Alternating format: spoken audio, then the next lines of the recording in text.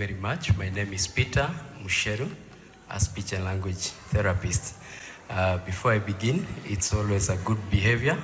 I want to introduce my partner and my good friend, whom we came along with. Will you allow me to do that? I will allow my wife to stand and wave to the big congregation because she came along with me. She's my partner, yeah. Thank you very much. So today,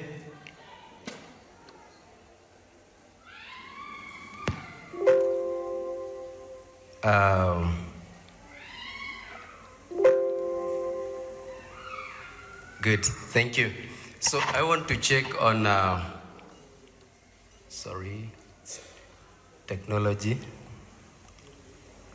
You can help us kindly. Go to the first one. Thank you. So I'll be presenting on the topic resources and procedures used in assessment of communication disorders in children with autism from culturally and linguistically diverse backgrounds in Nairobi, Kenya. This research can be replicated in many of the cities that we have in Africa. So when I speak of this, I'll be speaking for Kenya, East Africa, and Africa at large. So we can go to the first slide.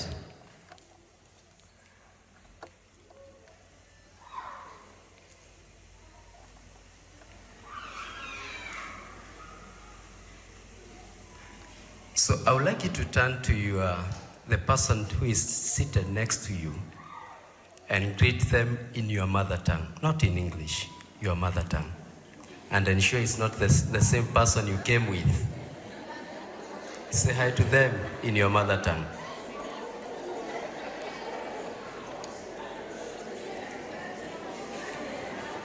Thank you very much. That forms the discussion today, that we are all different and come from different backgrounds, different cultures, different languages. I know the answer that you've been given. Some you understood each other, some didn't. So about language, the diagnosis of autism, I did a study on the speech and language assessment. And we say that speech assessment entails a comprehensive a process of trying to find out if a condition exists. And many children with autism, you realize that one of the first things that you see is the delay in communication. But in Kenya, there is a general perceived lack of speech and language therapists. And also there is a perception that there are no resources to be used in assessment of communication disorders. So there is some standardization of tools that are used. So we borrow tools from other countries and we use them in our local countries. It is important to note that Kenya is a multilingual and a multicultural society. Just the way we have greeted each other in our different languages. Kenya, we have over 42 different languages, but we are tried to be unified by English and Swahili. Otherwise, we still have a problem because even the Kiswahili and English that we speak is still different, depending on the regions where we come from. So, as a speech and language therapist, there is a great need for us to link between culture, beliefs, language, and the impairment. And in this case, we are talking about autism spectrum disorders. So when we are doing the diagnosis for communication disorders in autism, there is a few steps that you need to check on, maybe medical history. We've heard in the morning the doctors say that they didn't even know what to do with their own children. So that's a replica of the case of what is happening in many of our hospitals in Kenya, that a pediatrician doesn't know what autism is all about. So a report that I need to depend on for assessment, number one, is missing or is lacking. So the other thing that we need to check on is the family history, the social history, communication and language development history of a child, where we need to check on the reports, we check observation, test results, which we use standardized and unstandardized resources. And we also, something else that is very important when we are doing the assessment is educational background. So, but in this research, as we were doing it, we were checking to see the availability of tools and resources that are available in assessment of communication disorders in culturally and linguistically diverse population. The procedures used by the speech and language therapist was also observed, and an analysis of 2 or 3 tools just to find out how relevant are they to the people on the population that we serve. We did that one. I used the theoretical framework by Samuel Otis, which calls for us to do an assessment that is non-discriminatory. We've had many cases that many people have gone to the hospital, they have been discriminated against, like we've seen in that video that has just passed. There is a nurse who doesn't know what she's supposed to do. So we need to do it within a non-discriminatory environment, and he gives some guidelines which involves fairness and accuracy, least discriminatory, shift from traditional assessment, recognition of culture and language that the child speaks, so that we can be able to get a comprehensive and a good assessment report that we can use, that will inform our diagnosis, which will also inform our decision making on the treatment processes. Also, he still continues to give the guidelines that we need to be authentic and use alternative procedures, assess learning environment, and kindly underline that because it is key, learning environment and the available learning opportunities, because many a times we've denied children opportunities to learn, making them to think our way instead of following their lead. And also we check on we revise and retest the hypothesis. If I do an assessment, can it be done by someone else and get the exact results that I did? So, and also we are requested to reduce the biases in the standard testing methods. So it is very important that the theory, I found it very, very relevant when we are doing the assessment of our children. But around 30 tools that are used by speech and language therapists in the country. But the most amazing one is that none of the tools was developed or even was from Kenya. All of them were borrowed tools, and we only had one tool that was developed by Hartley for use in sub-Saharan Africa, which is not validated yet. And the tool is called SLAP-R in 2013. Mainly, the tools were borrowed from Western and Asian countries, and it is very important that we really thank you, the West and the Asian countries, for even giving us their tools to use. And this was the result of many of our therapists also in Kenya are expatriates. So when they are moving in, they came in with their tools.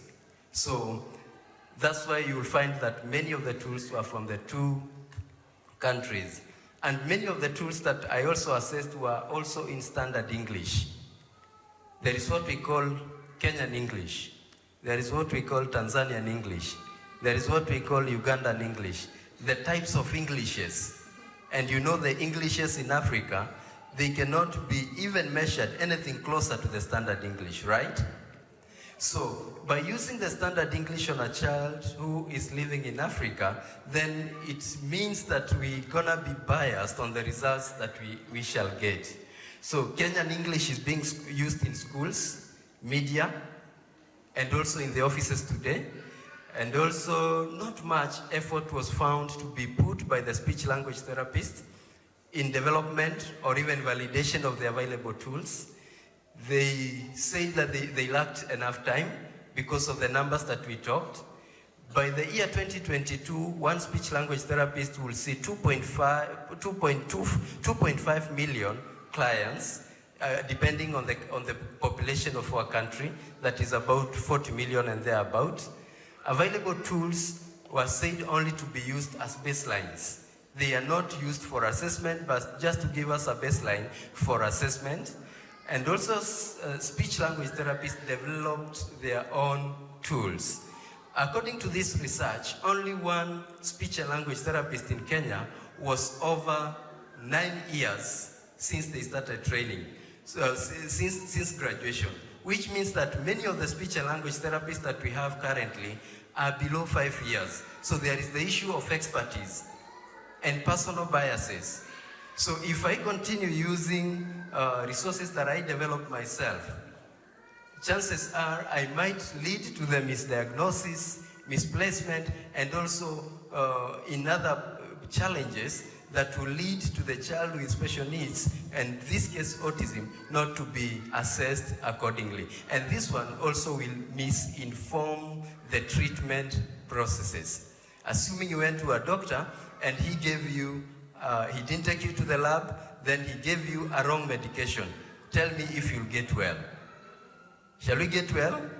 It's the same thing in speech and language therapy. Only one screening tool was found in use, and that is a screening tool, not an assessment tool. MCHAT was given by one of the speech therapists that they used. Tools routinely used by the speech and language therapist, you can see them there, but my key interest is in Peabody, Picture Vocabulary Test Kit, that edition that was highly used in almost each clinic that I attended. The procedures used in the speech and language therapy, they use standardized. The procedures used, for those parents who are here, they can tell us. We use standardized and unstandardized assessment procedures, preferred as a clinical setup, strictly clinical setup, where the speech and language therapist will sit with a child in an isolated room. Remember, it's a child who is in a new environment, a child with autism. There is a lot of things to adjust at that moment, and we are given maybe 40 minutes to test and come up with a solution, with the result that the child has a communication disorder. So we found that 40 minutes or 1 hour in a strictly isolated clinic, the child, we might not get the data that we needed to diagnose the child. So there is a need for the speech and language therapist. They say that they chose the preferred setting as the private clinics, either in the hospitals. Some said homes, but remember they have already mentioned that they have no even time because of the caseload, and some said the school, but none of them was visiting the schools as they had said by then. Strictly one-on-one session. The parent, sometimes they are left outside, so the child is left with the parent, with the clinician to be able to conduct the assessment. Also, the resources were all in English, none in local language or Swahili. There was use of translators for that case, and you know, in the translation, some information or some very important data might be lost, because also the interpreters were not trained. Multidimensional approaches were seen to be used. Collaborations, I've seen many mention about collaboration, speech and languages, SLTs, audiologists and occupation therapists. Some use of dynamic approaches was observed. However, one session, as we said, was still not enough for assessment. Assessment procedures, we are told they must be flexible and they be child-centered, unlike the clinician-centered. So that's why we have many chances that we have misdiagnosis, misidentification, misplacement of many children with autism and other disabilities in our schools. So we say that proper assessment leads to proper diagnosis, resulting to informed treatment of communication disorders for all children from and also not from the culturally diverse backgrounds. So this was a tool that we assessed. You can see that one there, called Peabody Picture, that edition. The strength into this tool was that it had a large representation of the minority group. Also, most preferred by many researchers and also by many clinicians.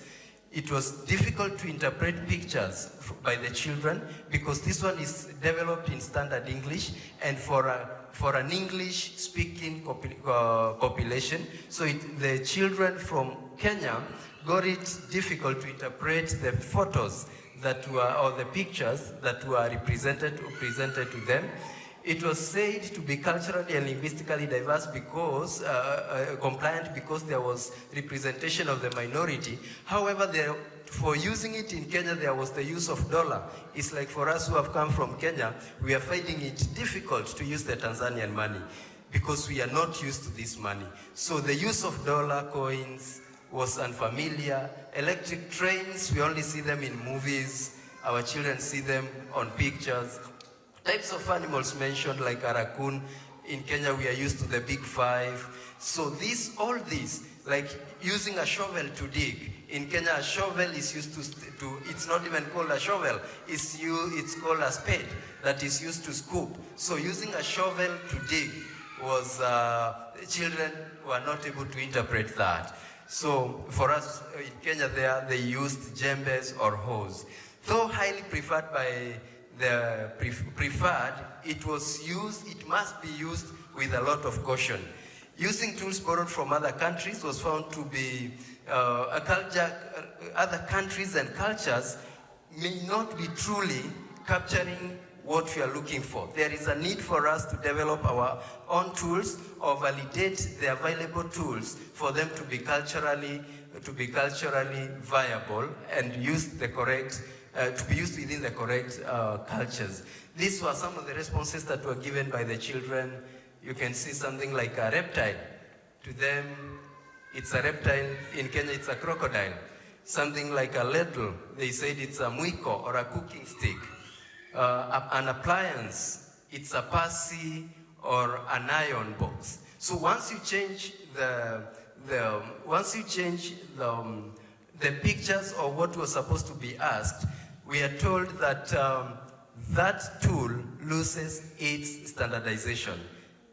So we can say that we use tools, standardized tools, but not for assessment, but just as baseline. Because the moment we need to know if we need to use those as given by the children, we need to agree as a community and as a country and as a region, if we can adopt some of these tools to be used by us and for us, other than borrowing it the way it is, and to validate them so that they can be used for the populations around us in Africa and in East Africa. There was also the check of consultation forms. These are the first forms that you are given, or the first encounter you meet with the speech language therapist. It's a very comprehensive forms that they give us to the parents to fill in. So they sought to get the general background of the child, the hearing history, pre-medical history, education history, developmental milestones, and so on and so forth. All the forms were developed in English. None was developed in Swahili, despite the fact that only 30% of the clients could speak English. So the tools were used with a lot of modification or interpretation. So, and in the interpretation, as we've said, we'll lose the meaning. In some cases, we have like today I've known autism is called usonji. That's a new one. So when we are interpreting the same to our children, we might not be able to interpret or translate one-on-one, because in some instances we miss some words for specific equal words that we are using. So translation of questions in Swahili by the speech and language, as we said, was who are untrained. 5 minutes. Thank you. So we can see that was the only tool that was found in Swahili, and it is only online. So for anyone who wanted to use it, none of them, even the one who gave it as a tool that they have ever seen, they had never used it. The Q/R by Hartley. So the recommendation and the conclusion to this statement, to this research was that SLTs must use practical approaches in assessment, recognize the possible biases and deal with them accordingly, non-discriminatory assessment approaches, to review available records, interviews, observation in diverse environments, formal and informal assessment and approaches, so that we can meet the needs of the child from the immediate environments. There is no one-fit-all assessment processes that we can use or borrow even from Tanzania to Kenya.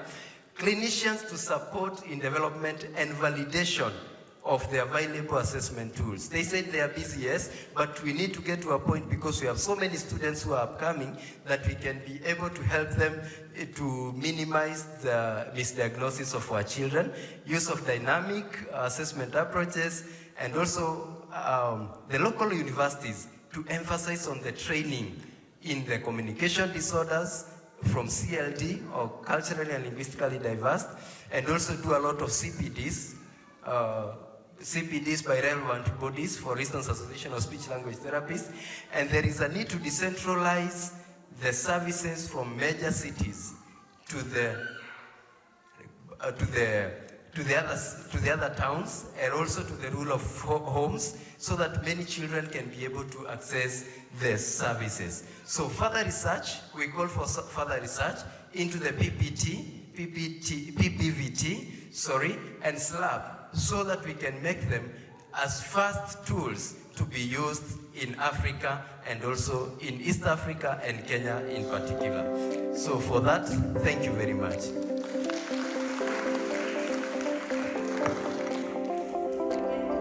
Thank you, Peter. That was well informed. I appreciate your entire presentation.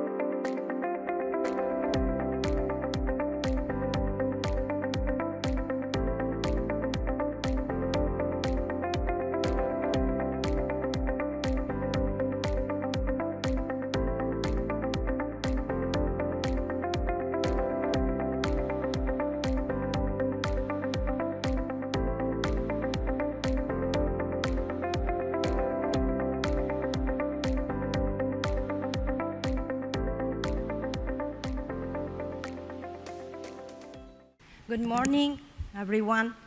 I'm very honored to introduce to you Dr. Temple Grandin. Dr. Temple Grandin is an American academician, an animal behaviorist, and an internationally renowned spokesperson for autism spectrum disorder. Grandin is one of the first autistic people to document the insights she gained from her personal experience of autism. She is currently a faculty member of Animal Sciences in the College of Agricultural Sciences at Colorado State University. Based on her experience, Grandin advocates early intervention to address autism and supports teachers and professionals who can redirect children with autism in fruitful directions. She has been an outspoken proponent of autism rights and neurodiversity movements. In 2010, Temple Grandin was listed as one of the 100 most influential people in the world by Time 100, which named her in the Heroes category. In 2011, she received a double helix medal and has received many honorary degrees from many universities, including McGill University, Swedish University of Agricultural Sciences, Carnegie Mellon University. Grandin has been featured on major media programs. She was the subject of the Emmy and Golden Globe winning biographical film Temple Grandin. In 2018, Grandin as a feature in documentary This Business of Autism, which explore autism employment and the success story of autism employers. She has been written up in Time magazine, People magazine, Discover magazine, Forbes, and the New York Times. She is best known for designing the Hug Machine, which is a deep oppression gadget planned to calm extremely sensitive people, ordinary people with autism. Temple Grandin, thank you. Hi, I'm Temple Grandin. I'm a professor of animal science at Colorado State University. In fact, I've been at Colorado State University for a long time. And I have autism. I had no speech until age 4. And I was very, very lucky to get into some very, very good early education. I cannot emphasize how important it is to get little 2-year-olds and 3-year-olds who are not talking into therapy. And if therapy is not available, then you get grandmothers to work with the child. Get grandmothers that know how to engage that child. Teach them how to take turns at little games. Let's say the kid's lining up blocks. Then have the child take turns with you lining up the blocks. Also, you want to teach speech. I want to give you a hint. Slow down when you talk to these kids. Slow down and give the child time to respond. These kids are like a phone with bad service. You have to wait for it to download the web page. That's how these kids are. So I want to work on speech, turn taking at games, and then skills. Things like washing your hands, brushing your teeth, putting a shirt on, basic skills. And if you're getting good progress, the kid should like going to therapy. The child should enjoy therapy. And if therapy is not enjoyed, then you're pushing them into sensory overload. But I cannot emphasize this enough. You have little 2- and 3-year-olds that are not talking. You must start working with them now. Absolutely now. Now, my very first slide shows a picture of me teaching my class. I'm a college professor. And there's been a lot of issues about identity recently. And my identity is my career. I'm now 76 years old.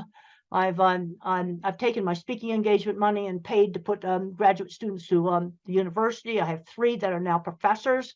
Very proud of them. And so becoming a successful university professor and designer of equipment has really made my life worthwhile. The next slide talks about brain variability. Autism is a continuous trait. You can go from slightly awkward and nerdy to somebody who's nonverbal. It may have severe epilepsy and mobility issues. It's a very big spectrum. And a brain can either be sort of more cognitive and thinking, or a brain can be more social, emotional. And in the mildest forms, it's a personality variant. The other thing I want to warn you about diagnosis is, over the years, doctors have changed the diagnosis. Back in the 1980s, to get an autism diagnosis, a child had to have a definite speech delay. And then in the early 90s, you get the Asperger's, where it was autism, no speech delay. And then in 2013, they merged it all together. And that's really made diagnosis difficult. But if you have a child that's not speaking, you need to be working with them. And if they don't gain speech, then what you need to do is give them a way to communicate.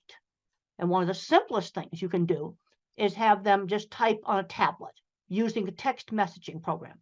There's lots of old tablets around. And that can be used as a communication device, or a picture board where they can point to things, or sign language.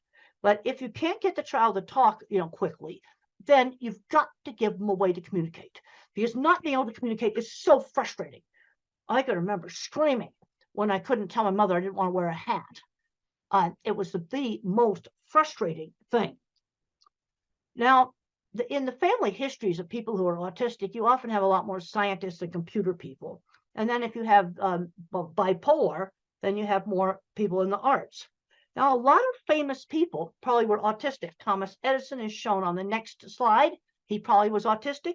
And on my next slide, Einstein is shown. He had no speech until age 3. He would be in an autism program today. And he was one of the most brilliant mathematical geniuses of all time. Now, the next slide shows a picture of a launch pad. I am a real NASA geek. I really love this outer space. I wanted to go into aeronautics, but I couldn't do the math.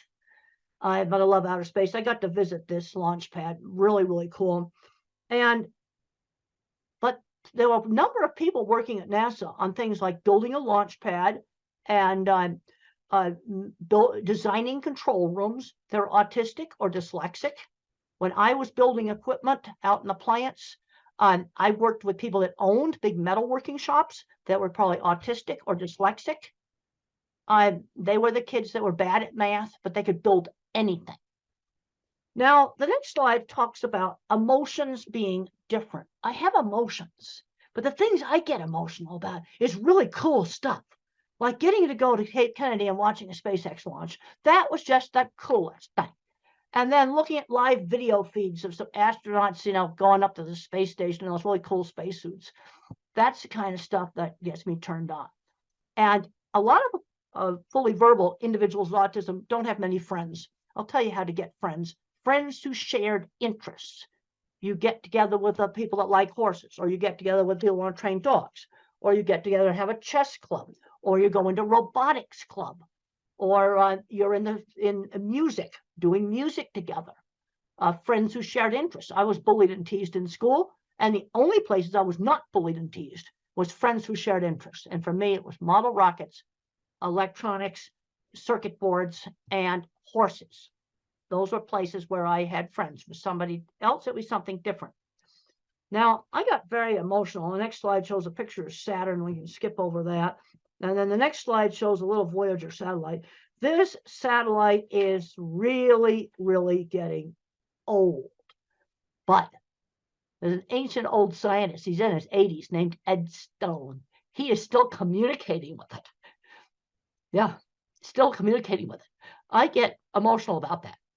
Ed Stone is communicating with this ancient satellite. I think it's 40 years old now. And it's his life. You see, I can relate to that because it's just something so cool. The next slide shows the ultimate NASA geek out. I got to sit at the head controller's station and mission control for the old space program. It's a picture of me there. Now, the next slide I talk about, just don't get hung up on the labels. Too often, so I'm seeing kids where you're getting too much into the label. They say, well, the kid's got a label. He's not going to be able to do anything. I've heard this over and over and over again. He's not going to be able to do anything.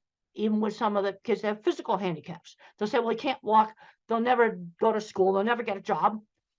But I worked with a lot of autistic people that owned businesses.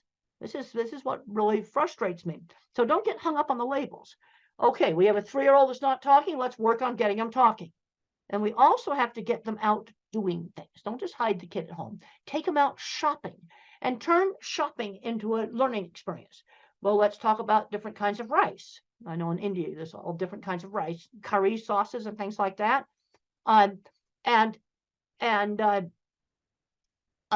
let him pick out some of the things. Or you can say, well, Dad likes this food. Go get it off the shelf. Turn it into kind of a turn-taking game. Get them interacting, getting them to help with chores in the house. Now, I have grandparents. On the next slide, grandparents come up to me all the time, and they discover they're autistic when the kids get diagnosed, and they would be the milder type, probably with no speech delay. And where that diagnosis really helped that adult is it helped them with their relationships. That's where it really, really helped them. Because then I had a lady come up to me in the airport, and she said to me, well, that my book, Thinking in Pictures, helped her understand her engineer husband. There's my book, Thinking in Pictures, my old autobiography, Thinking in Pictures. She now understood her engineer husband, who now that she had found out that about autism. These kind of things are coming up all the time. But I'm seeing too many kids today ending up playing video games all day, and they're not doing anything else. They're not working in the video game industry. And I don't recommend the video game industry because a lot of that work's going to get replaced by artificial intelligence. I'll tell you the work that's not going to get replaced. Kinds of stuff that I did. Fixing motorcycles. That's not going to get replaced. AI is not going to do that. Hands-on jobs, a nurse, somebody who's a very good motorcycle mechanic. That's not going to get replaced by AI. And since I've been traveling really heavy now, I'm seeing lots of elevators that need fixing. And AI is not going to fix elevators, and elevators are not going to go away.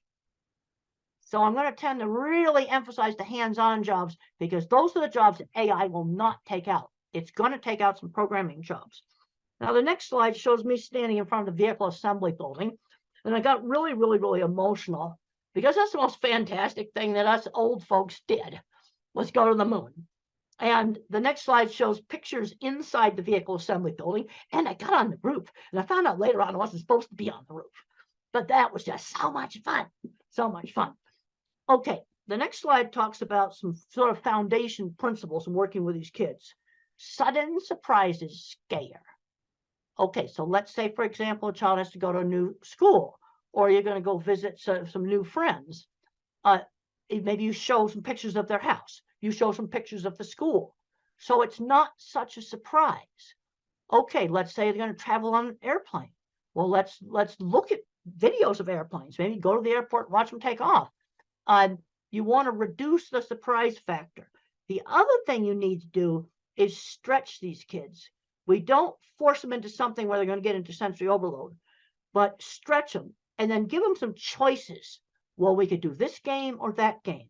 We could go to this store or that store. You give them some choices, and we've got to limit the amount of time they're spending just tuning out on phones and other electronics. Now, don't recommend it, banning it.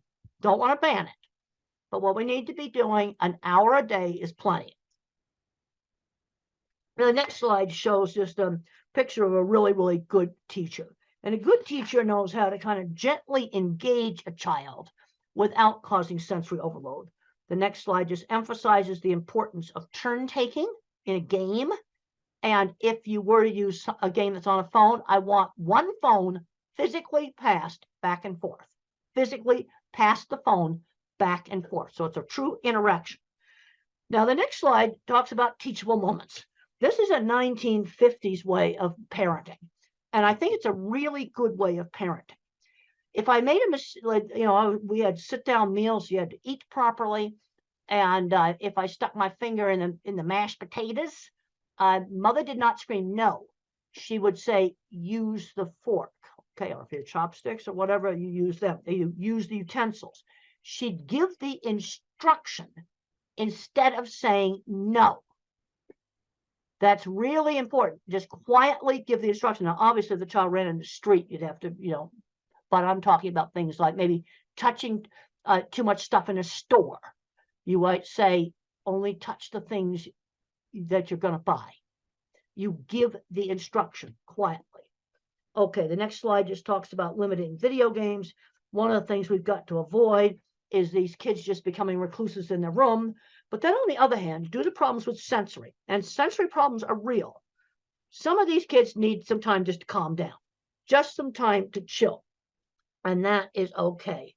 But some of the recent research going on with the social media use, again, I don't want to ban this stuff. Some kids play a video game where they can talk to friends. That I don't want to take away from them. But they can't be doing this for 10 hours a day. That's something that we just cannot be doing. The next slide talks about just providing some choices. So you might say, well, you could do robotics, or you could do soccer, or you could be in a theater group, or you could be in the school band. You could do karate's.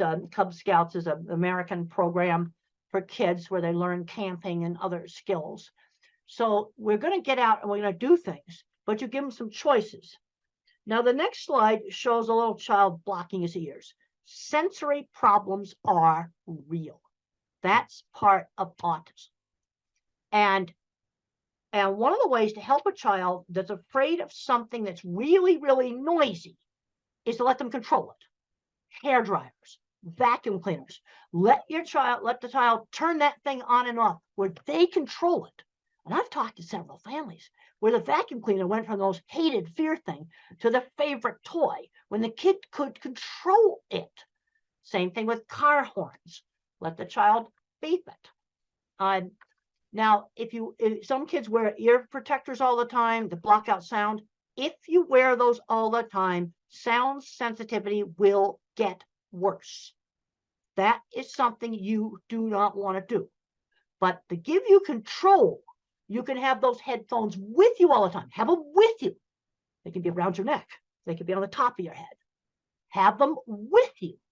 And then you only wear them when you get in a really noisy place like the train station. Okay, so if something really noisy like that, you wear the headphones. But the rest of the time, you have them off, but you have them with you. You see, this control is so important. And then another thing we have to be looking at is problems with flickering on LED lights. Some LED lights flicker. I just found out one of my students who's not autistic, but sensitive, that our beautiful new lecture hall has lights that flicker. In new construction, let's try to not build that. Let me tell you how you can find them. Take this thing out here, right here, put it on slow motion video, and take pictures of the room. and you'll find the bad lights. So what do you do if you have a classroom with awful lights, which unfortunately, I just found out that our beautiful new classroom has awful lights. Well, there's two things you can do. Put the desk over by the window, or go find an LED that does not flicker. Put it in a lamp that the child could bring to school and put next to the desk, and wear a hat with a brim. That will also help block out the ceiling lights. Just want to try to give you simple stuff that you can go. Now you can skip over the slide here about the headphones. We already talked about that. The next slide talks about sensory perception and autism. And these sensory sensitivities are part of the neurobiology of autism. And they're very variable. Like, I do not have visual sensitivities. I teach classes in this classroom. I didn't see it flicker. You see, this is where autism is so variable. One individual or adult will have problems with lights flickering. Also, you can get it in some dyslexics, not all of them.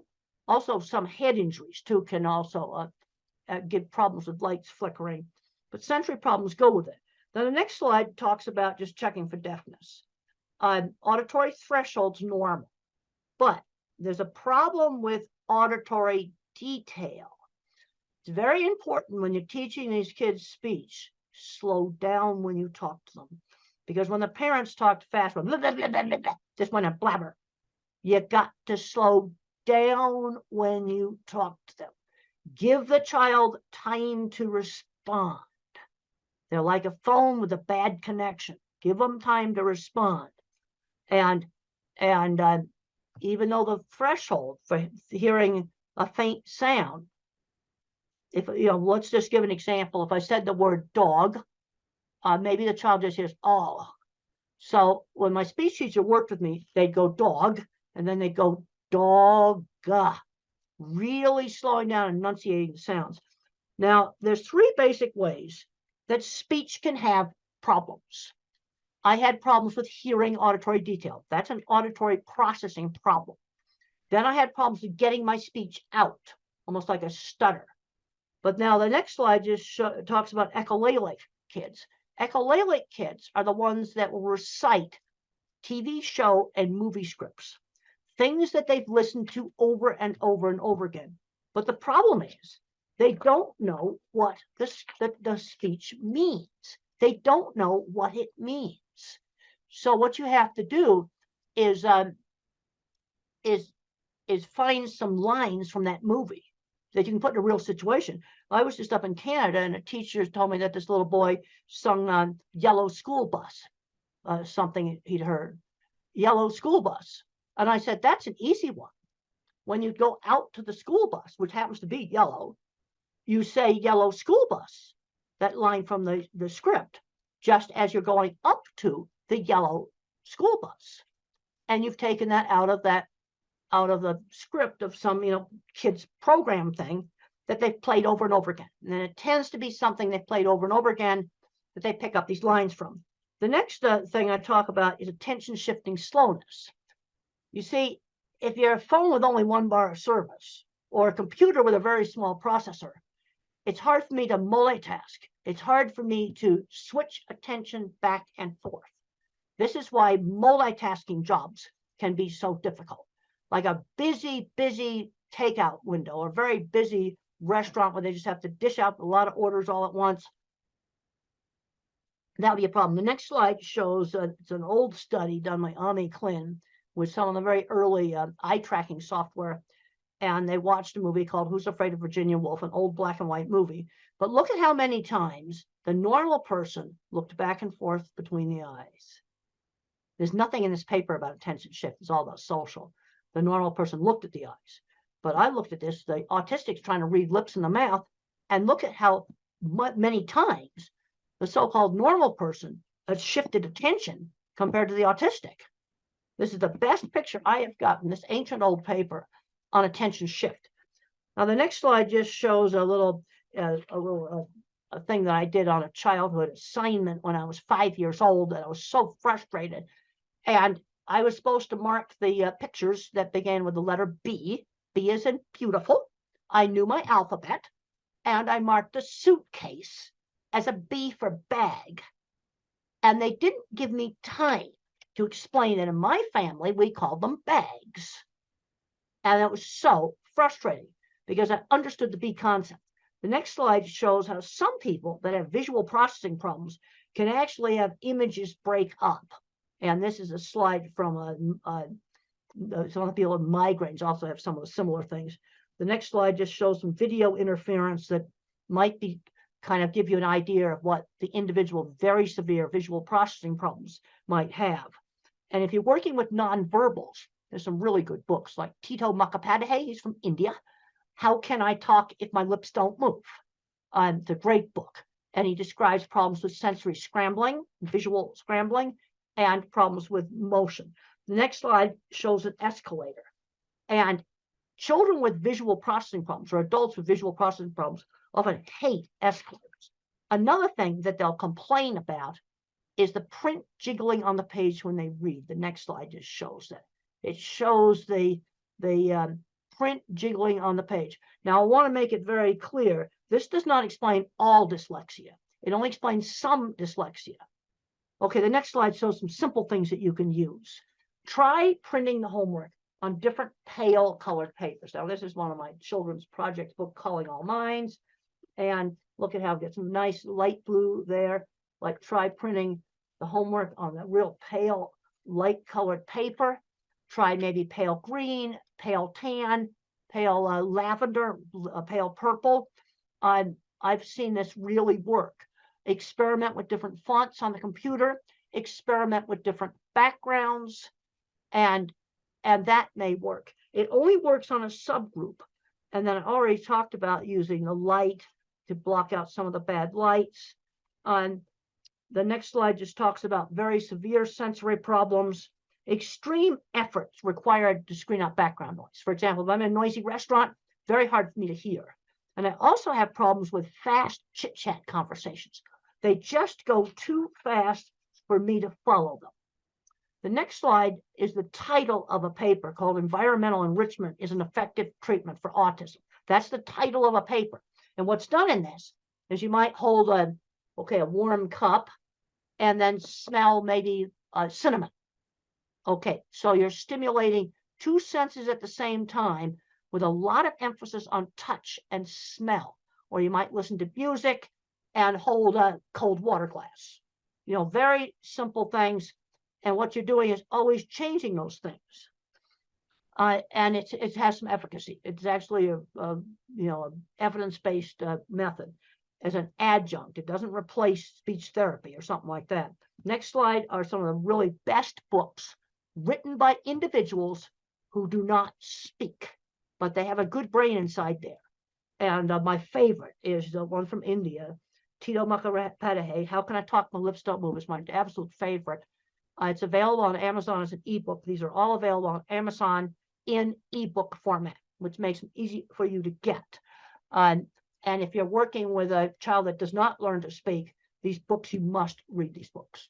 You know, they're wonderful books, and you'll really understand. The next slide just shows some brains. And the thing is when you hear a word, you see a word, think about it, different parts of the brain turn on. Now, where we've got a problem in the brain is lots of times with the interdepartmental communication between these different parts. The next slide just shows, next two slides just show some really cool brain scans that were done on me of the interconnecting circuits. And then we can go down to one that says axon projection field much less organized. One of those is mine, and the other one is a so-called normal one.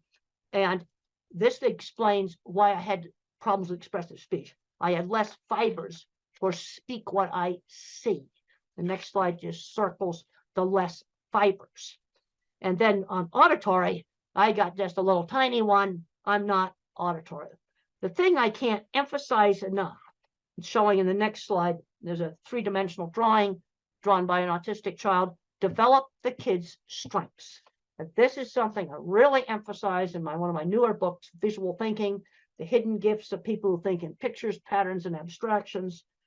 Work on the strengths. So how do you figure out what a kid's strengths are? Well, visual thinkers like me like to build things, and we like to do drawing.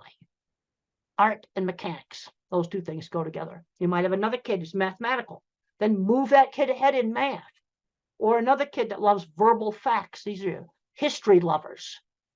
It moves them ahead in the thing that they're good at. The next slide just talks about my ability in art was always encouraged. And I was encouraged to do lots of different art because a lot of these kids just want to do the same anime character over and over and over again. And people get bored with that. No, we need to be broadening it out. I would draw a horse head. Let's draw the whole horse. Now, the next slide just shows how I see movies in my head. Everything I think about is a picture. Where the mathematical mind thinks in patterns, I think in pictures. Also, really pay attention to detail. I've got a picture there of eclipse shadows through a tree. And being a visual thinker, somebody who really thinks in pictures, this was really an asset for me in animal behavior because I looked at what the animals were looking at. That's what I did. Other people couldn't, they think in words. They couldn't understand, why would I want to look at what cattle were looking at?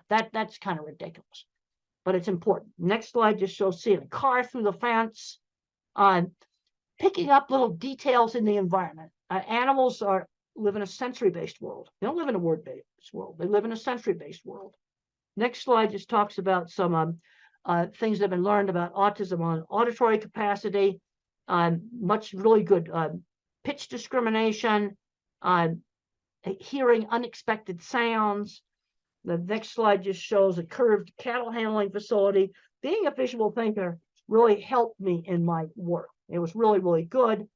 The next slide shows how they recreated one of my projects for the HBO movie. And one thing about the HBO movie, Temple Grandin, that is available from the streaming services, it shows how I think visually. It is absolutely accurate on how I think visually.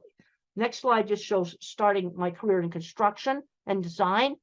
And mentors are important. My mother, my speech teacher, my third grade teacher.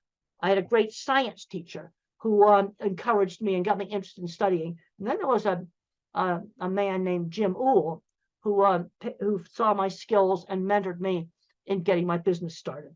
And the next slide just shows one of my drawings. One of the things I learned is when you're weird, when you go for an interview, I would just show off my drawings. I would just show off my work. Here's some right here that I like to show off on Zoom. I would simply show my work, show the portfolio, rather than just trying to do the interview. The next slide just talks about showing the portfolio. I would show off the work. Or if if somebody's really good at a lot of computer stuff, they might show off a computer they built or show off some programming they did. Sell the work rather than yourself. The next slide just shows big, complicated piece of equipment. Yes, I worked with people that had autism that built these things. This is what gets me very frustrated as I go back and forth between the educational world and the autism world and the industrial world. We have a big issue right now with skill loss. We don't have anybody to fix the elevators. They're in the basement playing video games on an autism diagnosis. Next slide just shows some people looking at it and just mentioned that there was a lot of autistic people that I worked with that owned shops. But one of the mistakes that's been made in a lot of countries is taking the hands-on classes out. And I discussed this in my book on visual thinking. It's one of the things I discussed in my book, Visual Thinking. I discussed, the skill loss we've got on taking those hands-on classes out, because that person that's super good at fixing that elevator may not be very good at algebra and math. I still never passed an algebra class. Now, I didn't know that I thought visually until I was in my late 30s. And I'm going to show you how I found out. I realized this is one of the slides. I realized my thinking was different when I asked people to think about church steeple. Okay, why did I pick that out? Because it's something prominent in the environment that you don't own.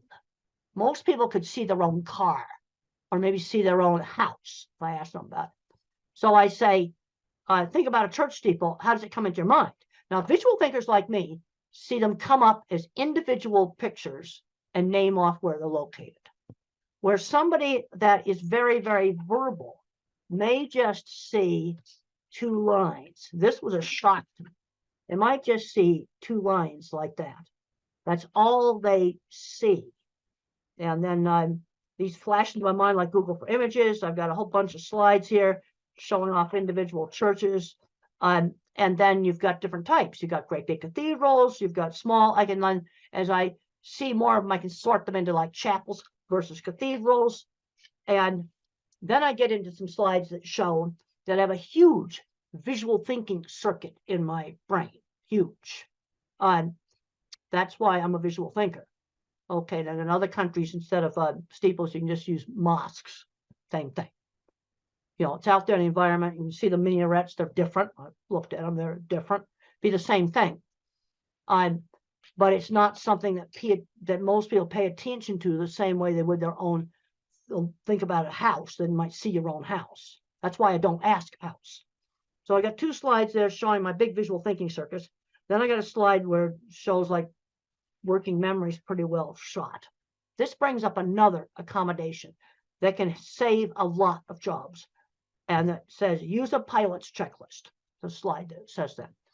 I cannot remember long strings of verbal information. You know, let's say it's something simple like cleaning the ice cream machine at McDonald's. Well, I need a checklist for the take apart steps, just like a pilot's checklist. Cleaning steps, 1, 2, 3. Reassemble, put it back together steps. Because if they just go yak, yak, yak, yak, yak, yak, I can't remember. I have a terrible working memory, and I need an external working memory. And there's many, many jobs where using a pilot's checklist format would save a lot of jobs. Just let them write down the steps, and you can look pilot's checklists up online. And on for a big airliner, you might have 100 items on the checklist. They don't throw 100 items at the pilot. It's chunked, pre-taxi, pre-takeoff. It's put into different parts of the flight. That'd be similar to the take the ice cream machine apart, then clean it, then put it back together. But there's a lot of situations where using pilot's checklists would save a lot of jobs, because employers will go, oh, I want to show them how to do that. He's stupid. Well, this is where I need that external working memory. The next slide is a super important slide on the different kinds of minds, which is a major theme in my book, Visual Thinking. And the correct name for my kind of mind is an object visualizer, because everything I think about is a picture. And the kinds of stuff that we're good at, art and mechanics, because you can see how things work. Art and mechanics, also photography. But that's what we're doing good at. Horrible at abstract math. I worked with people that owned shops that were designing and patenting all kinds of equipment that couldn't do algebra. You see, this is where the hands-on mechanical genius, it's a different kind of mind. Then you have your visual spatial. This is your pattern thinker. This is your mathematician. This person thinks in patterns. Patterns, not pictures. They're going to be your chemists, programmers, physicists, things like this, things with math. And then you have the person who's a verbal fact thinker. They think almost completely in words. And if it's an autistic person, they often love history. They often love facts about maybe sports, different sports and things like this. They'll know all of the words for all the different players and things like that. So let's look at the jobs for these different kinds of minds. My kind of mind, mechanical stuff, fixing stuff, inventing mechanical stuff, photography and art.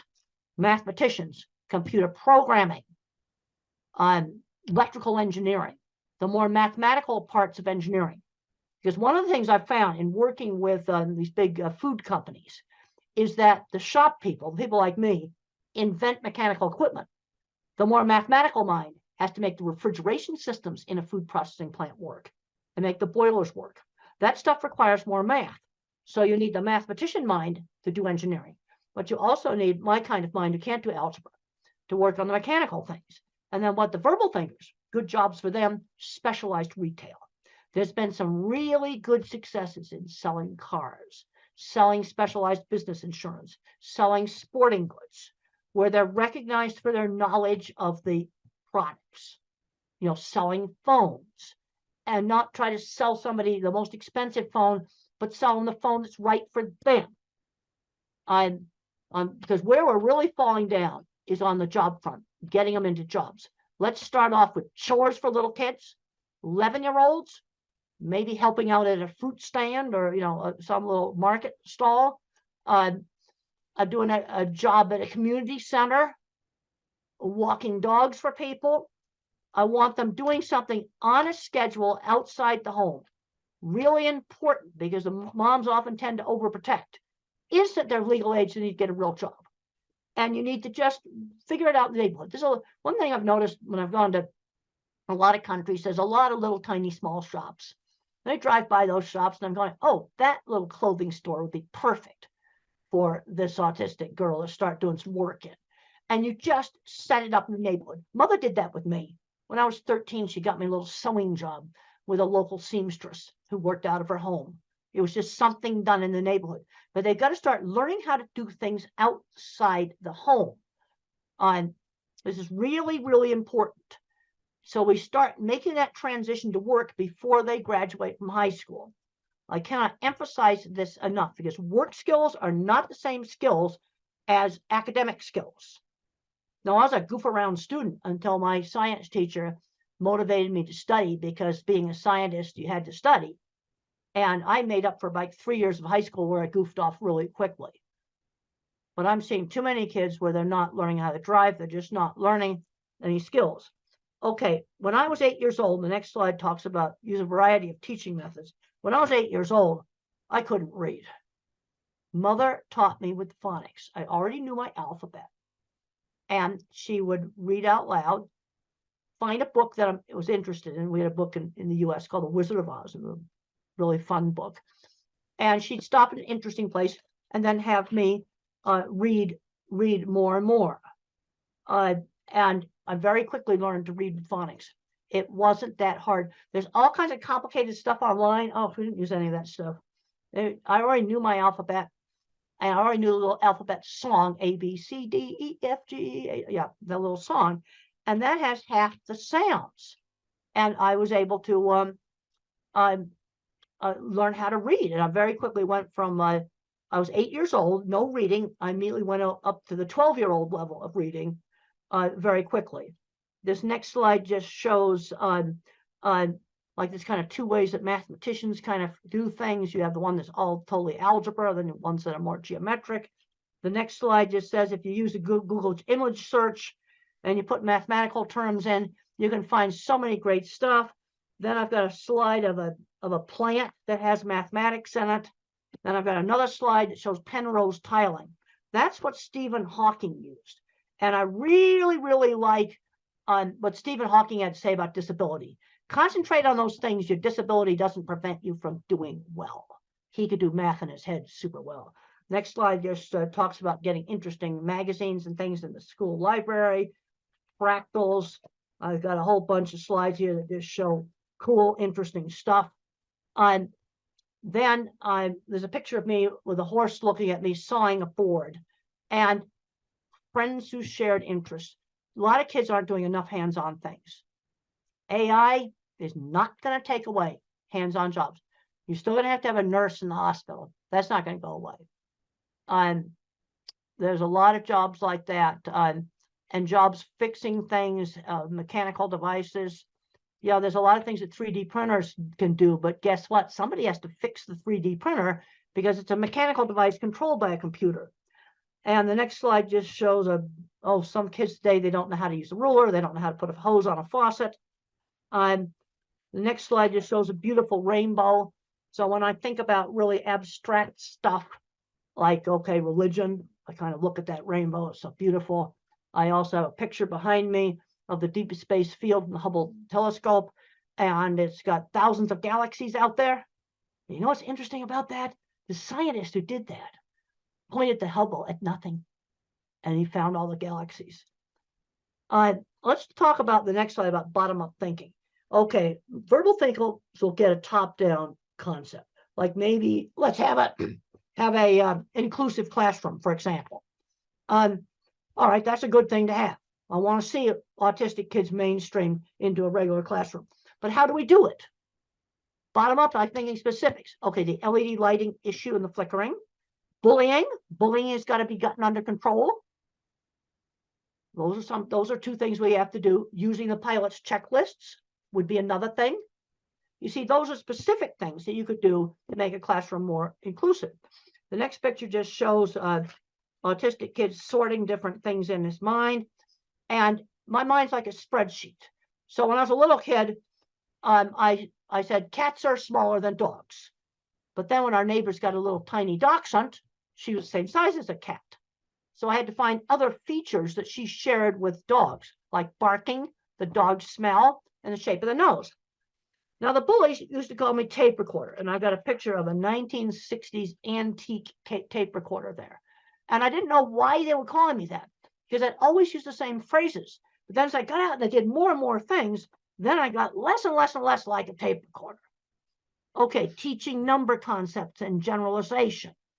Okay, count a variety of different things. Teach fractions, maybe cut up on, cookie into 4 pieces. Teach fractions. To teach concepts like up and down. If you go down the stairs, the plane went down and landed. I put this cup down. And you want to show several different examples, because if down was only related to the stairs, I think it only applied to stairs. So I've got to give different things where I use the concept of down. And then the brain pictures there just show that looking at things is more interesting than people. Yep.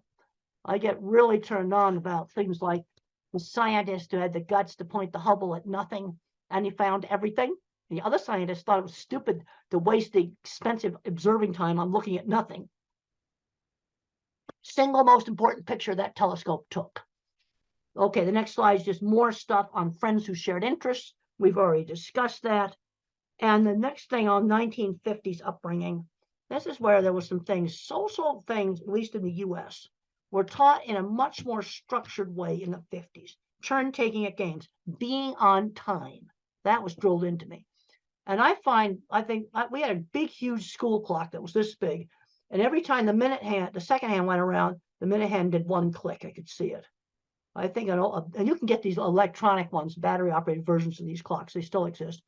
Help with time. And then sometimes you got to do an activity you don't really like because somebody else in the family wants to do it.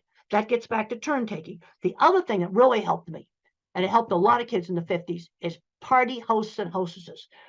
In the 50s, when we were 7 and 8 years old, we had to dress up in our good clothes, and we had to pass the snacks around, greet the guests, be little hosts at the parties.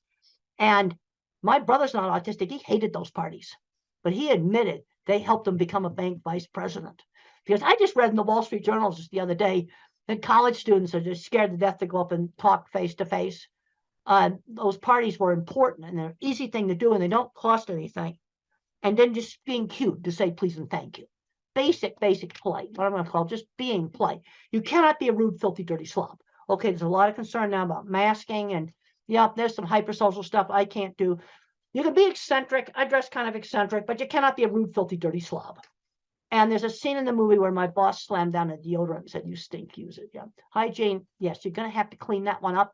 Just that simple. The other thing that's really important, shown on the next slide, is how parents and the teachers need to work together as a team, where the rules are the same at home and school. And my mother and the local teacher kept really in close contact with each other. The next slide talks about teaching social skills. It's like teaching somebody how to behave in a foreign country. Like, for example, in the Middle East, if I were to lift up my foot right now, my hand up, not my foot, I won't actually do something that's rude in the Middle East. Put my foot up and show it to the screen, that would be the rudest thing I could do. Now, normally I wouldn't do that anyway, but there'd be other situations where I might just accidentally do that. I have no way of knowing that's rude unless somebody tells me. Well, that's sort of how teaching everything is. Teaching shaking hands, ordering. I'm seeing kids that have never ordered food in restaurants. That's ridiculous. Shopping. 16-year-olds doing well in school and they've never gone shopping by themselves. This is ridiculous. The next slide, I got to visit the Jet Propulsion Lab. And those are the guys that run mission control. Eccentric's fine. Red hair is fine. Dyed hair is fine. Filthy, dirty slobs are not okay. Now, the other thing just shows some of NASA work stuff. And when the space shuttle got canceled, the scientists cried. It was the saddest thing you ever saw. Anger doesn't cut it at work. People who throw tools get fired at NASA. Now, trying to get through all of this to stay within the hour. I think I'll be able to do it. Now, rules. Which rules do I really have to obey? Now, I have to obey, you don't do really bad things. No, like just break into stores and steal stuff, destroy property, kill people. These are things that in most societies you just don't do. Then you have the courtesy rules. They're different in different cultures. Saying please and thank you, for example. Then you have illegal but not bad. Those are some rules you can break. A little bit of speeding is okay. Too much speeding, absolutely not. And then you have rules. I call them the sins of the system. These are getting so sensitive right now, I just about won't even mention them. But they're things that can get you in more trouble than the really bad things that are forbidden in every society. I mean, just wrecking property, killing people, stealing stuff. That's stuff that in every society. But these are things where I'm just going to say this list is expanded. And the penalties are really, really severe. And you don't touch these dogs. They bite. They bite hard. Don't touch them. And they're getting so controversial, I don't even want to mention them. Okay, teaching values. Teach the golden rule, one specific example at a time. Treat others the way you want to be treated. So I'm thinking about the 2 wallets I got helped get returned at the airport. That's not Mother Teresa, but it's something good. Those people are very happy to get their wallets back. That's treating others the way you want to be treated. Also, the TV shows I watched in the 50s had much better values. Oh, see the rubbish that's on TV now today. We'll just leave it at that. Now, another big problem that I had, and I got to have time to talk about that, is problems with anxiety. And a lot of these anxiety is biological. The next picture shows my squeezing machine. And the squeezing machine, deep pressure, helped calm me down. And for some individuals on the spectrum, deep pressure is really calming. I found out that my fear center was bigger than normal. The next slide. And I used to be terrified of public speaking and terrified of airplanes. And one of the ways I got over being terrified of airplanes was getting to ride in the cockpit and making aviation interesting. Take the thing they're scared of and make it interesting. Things get interesting. They tend to be less scary. But I have been taking antidepressant medication for the last 40 years. I'm on an old drug. Okay, it's fully explained in my old book. And you know what? The meds haven't changed. The generic meds are the same stuff we had 25 years ago. And so thinking in pictures is still accurate. We just did some revisions just a couple of years ago on it. And if you're thinking about, especially for a teenager or adult taking medication, I'd recommend reading a chapter that I call A Believer in Biochemistry. But a big mistake made with antidepressants is too high a dose, way too high a dose. Starter dose or less. Because if you go too high a dose, you get agitation and insomnia. No, the medication saved me. Colitis and other very bad stress-related health problems cleared up. They really helped me. That there's way too many drugs given out to little kids. Way too many powerful drugs given out to little kids. You know, I'd take an old-fashioned antidepressant, Prozac or fluoxetine or sertraline, that's Zoloft, or Celexa. Some of these other drugs also work well. The next slides just show a rear view of my squeeze machine and how you can do cushions for doing deep pressure on children. There's another slide there showing swinging a child. And sometimes when you swing a child or when a child rides a horse, they say their first words because of the rhythm. Another slide just shows a weighted vest. You know, these are things you can try. They don't work for everybody. See, this is the problem. Work for some and not for others. But if you work on kind of desensitizing to touch, that can be really, really helpful. You see, I could control the squeeze machine. Let's get back to this whole thing of control. Exercise. A lot of kids aren't getting enough exercise. I got a slide in there saying I do 100 sit-ups every night. I hate every one of them. Burst of hard exercise really can be helpful. Really helpful. Then my elementary school life skills training, we talked about the party hostess. Another thing I sold candy for charity, and I was shopping by myself little toys. I got a little allowance, and I'd buy comic books with that. But if I wanted this little toy airplane, I had to save for 2 weeks. I was learning how to save money when I was 7 and 8 years old. The next slide just shows my work experience. I had a lot of work experience before I graduated from college. This is really important. I cleaned a lot of horse stalls. I had a little sign painting business, and I had to learn how to make a sign that somebody else is going to want. And my first sign was for a hair salon.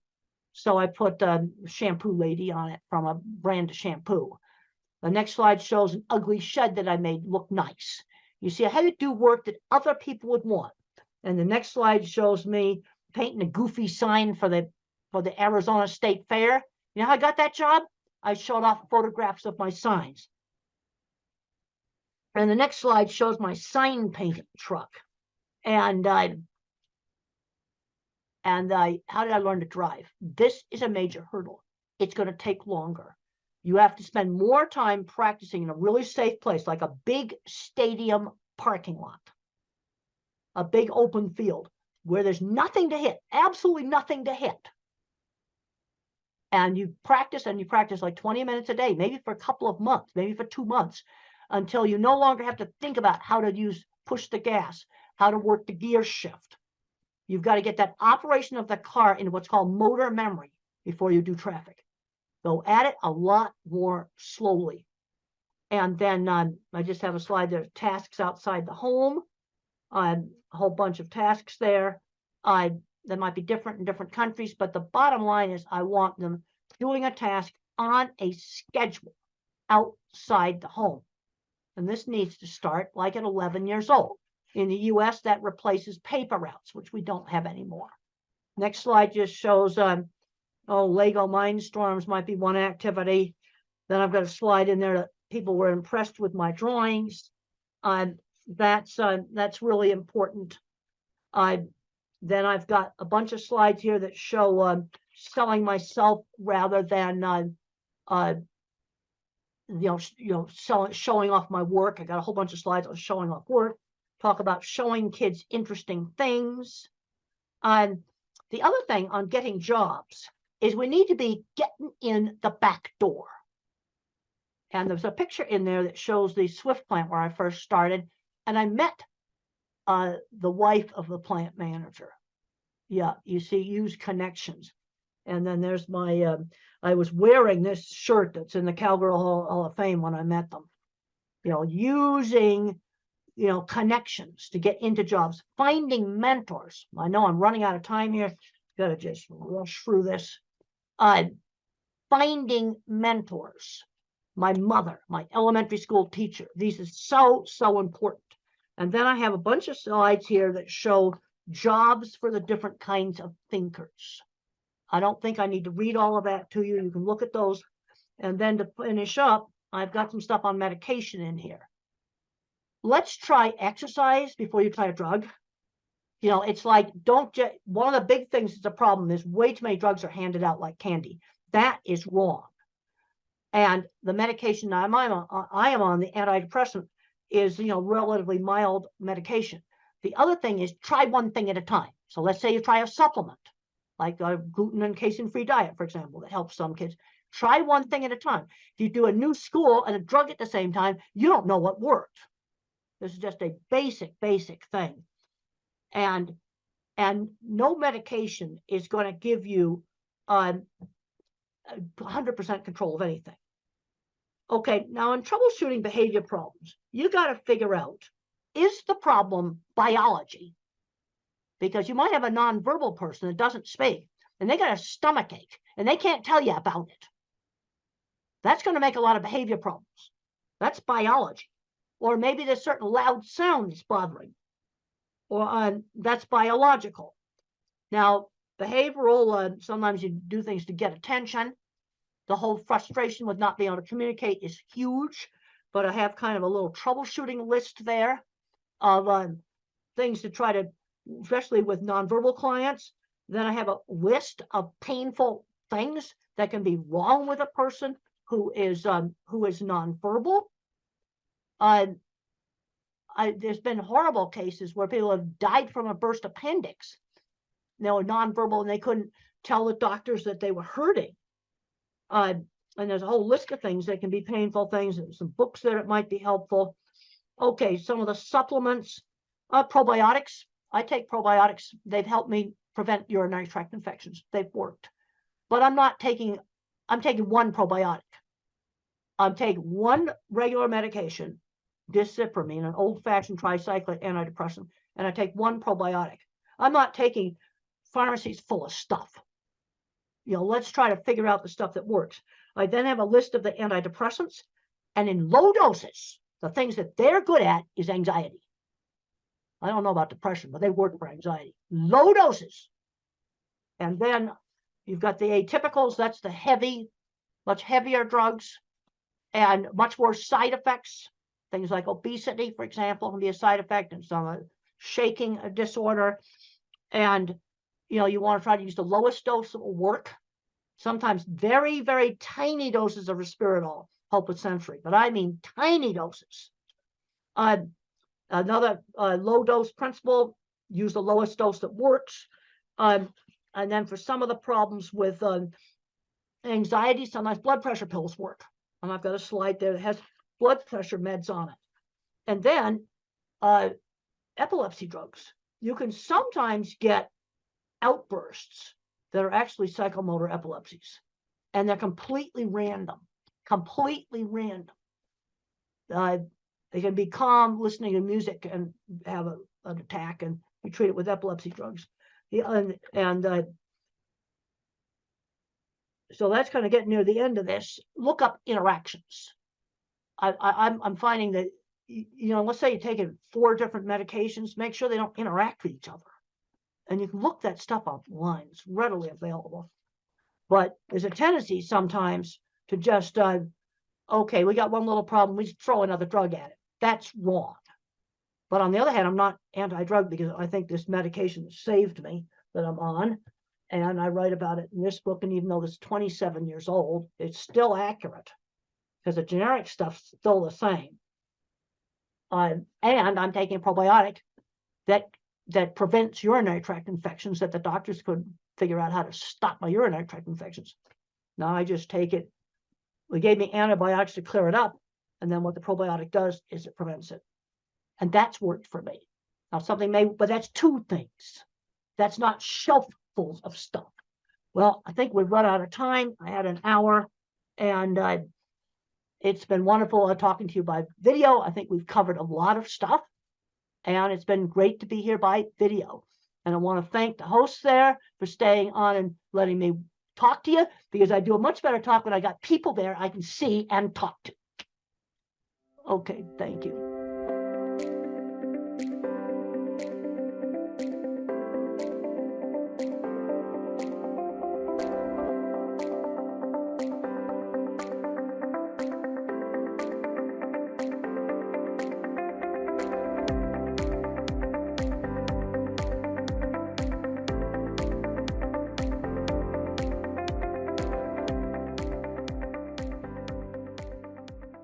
You're going to hear from 3 mothers who are having autistic children and very good professional doctors, 2 of them. So maybe I can start as a parent, and I know most of us parents here would be wondering, especially parents from Africa. So we're wondering, what are the more advanced interventional therapies, across the world? Because in Africa and in Tanzania, to be more particular, we're already used to the normal basic therapies. So we would like to know from you, doctors, what are the more advanced, intervention therapies out there? Yeah.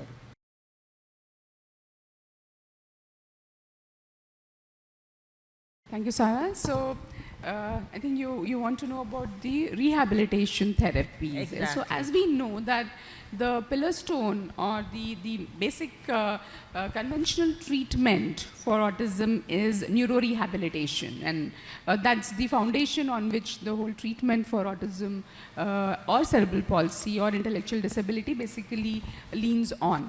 So of course all of you know about occupational therapy and speech therapy, and we also do physiotherapy as well as special education and ABA therapy. So these are very important and have been tried and tested for many years now.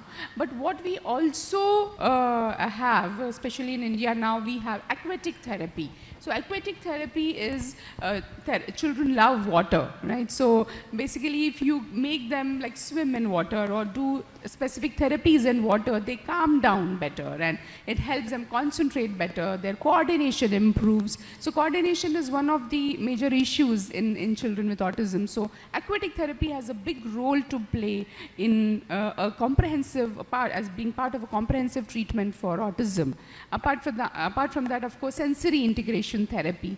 We are aware of sensory integration therapy as a part of occupational therapy, but it's a science in itself because the information processing is a problem in children with autism. So sensory integration therapy, then art-based therapies, animal therapy. I think it's a beautiful therapy. Children are very sensitive and the animals are so sensitive, like we have trained dogs and horses are a very good medium who sense the children's despair or their moods very well and help them settle down, and they work together beautifully. So animal-based therapy has come up as a part of, as one of the treatments for autism. So what we believe in India and in Neurogen is that it's important to do teamwork. So everyone working separately, you will achieve a little bit, but when you work as a team, together everyone achieves more. So comprehensive holistic rehabilitation, which happens together under one roof, would be the ideal situation to get treatment for children, and especially parents understand the importance because they are going from one place to another to get rehabilitation from different people, trying to squeeze in everything in one day. So comprehensive holistic rehabilitation under one roof which combines conventional rehabilitation with advanced rehabilitation treatments like aquatic therapy and sensory integration therapy, along with ABA and speech and special education and art-based therapy and animal therapy would be the best combination, we believe. Thank you very much. Thank you, Dr. Nandini. That was very well answered. But to answer your question, what is required, as Dr. Nandini said, is comprehensive rehab. In autism, the children require occupational therapy, speech therapy, behavioral therapy, psychological therapy, special education, art therapy, aquatic therapy. They require a combination. What happens in most parts of the world, you will have an occupational therapist who will only give occupational therapy. Then you have a speech therapist who will only give speech therapy. And they don't work in isolation. What we've realized over the last 15 years of working in this field is you need a combination. So there is a need for centers where all of this can be provided together. Honorable Mr. Mulil was asking what we can do from a district level. What is required is facilities where all these therapies are available in one place. Also, when we are looking at this, we should not look at urban areas only. We have to think of the rural areas as well. And in India, what we have found is one of the best ways to work on this is to train the local village workers, local workers. They may not be professional rehabilitation therapists, but they will provide the basic care that is needed. So a structured rehabilitation program which has all the specialities is the need of the hour. And the important thing in this is this does not require infrastructure or money. Okay, this requires trained therapists. And we from our side, we offer, and I'm making this open offer, any therapist from Tanzania, Kenya or Uganda wanting to train in these rehabilitation therapies, we offer free education and training to all of you. So if all of you, and we have regularly been doing it, over the last 15 years, people from all across the world have come, and we offer this completely free of cost. You're welcome to come to us. We will train you, because rehabilitation is human-based. It's about people. It's about training. And we are able to offer that. So any of you therapists here, should you ever wish to come, please contact us and we will arrange your entire training program to Honorable Minister Mulel. If you, as a government, if you send people, in any case, Tanzania and India have a wonderful relationship. Historically also, many people from Africa have actually trained in India, you know, from the administration, civil services, military. We have a very good education and we want to continue with that. And we will offer training, comprehensive, very good training at no cost at all. So this way we can improve the basic of this thing, and we are also willing to conduct training programs here. We've already conducted several training programs. We've conducted in Kenya very huge 1-week programs where our people, so in case it's not possible for people to come, we come and train again at no cost at all. From the actual practical training, we give literature, books, lectures, and make it a very comprehensive program. So that, I think, will be part of our Tanzanian-Indian partnership as we go ahead. Thanks very much, Dr. Sharma. I think, one, I like the assurance that you can train, your institute can train our therapists. I think that's very positive for us as parents and as professionals. Thanks for that. And I'll ask Madam Kate to go. Yeah, me as a parent, I already know like what are the autism physical symptoms. Like my son would run around the whole time, like flapping hands or having repetitive behaviors, playing with keys and all that. Do we really know what is happening in that child's brain?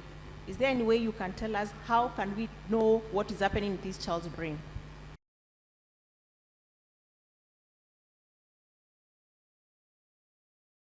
It's really important because so many parents come to us and say, oh, my child looks absolutely fine.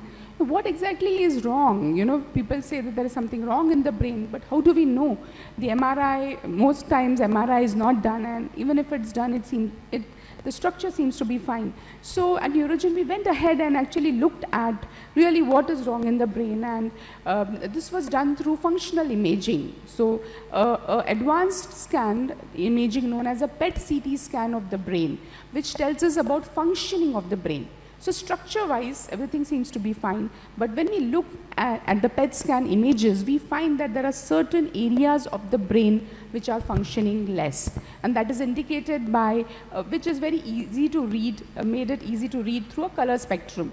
So we were explaining to the Honorable Deputy Health Minister also that, you know, when you look at the brain with those different color schemes, you see that there are green, lighter brain, green, yellow and red, which are normal functioning brain, but deeper parts, which when we say out and we think about what do they do, it correlates beautifully. So the small part of the brain, and one of the speakers yesterday actually mentioned that the cerebellum, the back of the brain, which is important for coordination, balance, articulation, chewing, integration of functions and movements and tone, is working less, and you can see that in the PET scan.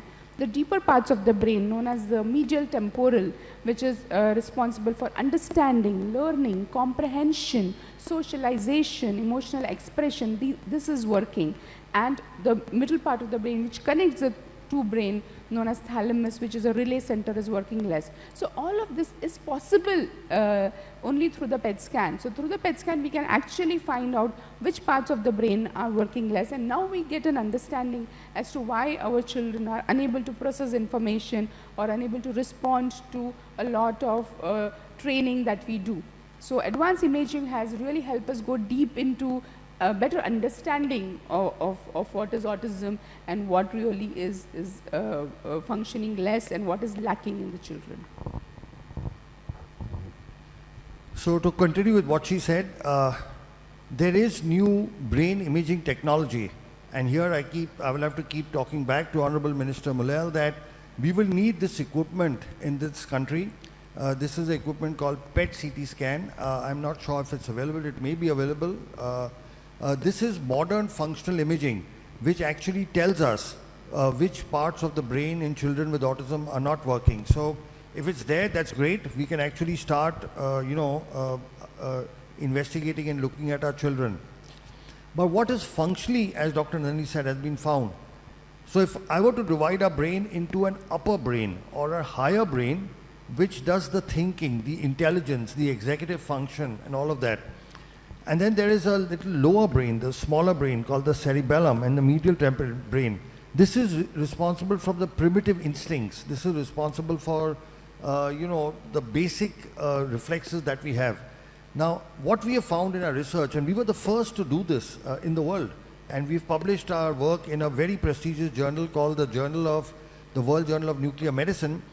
We have for the first time shown the world that there are parts of the brain that are what is called hypermetabolic or not working properly. And this corresponds to the symptoms.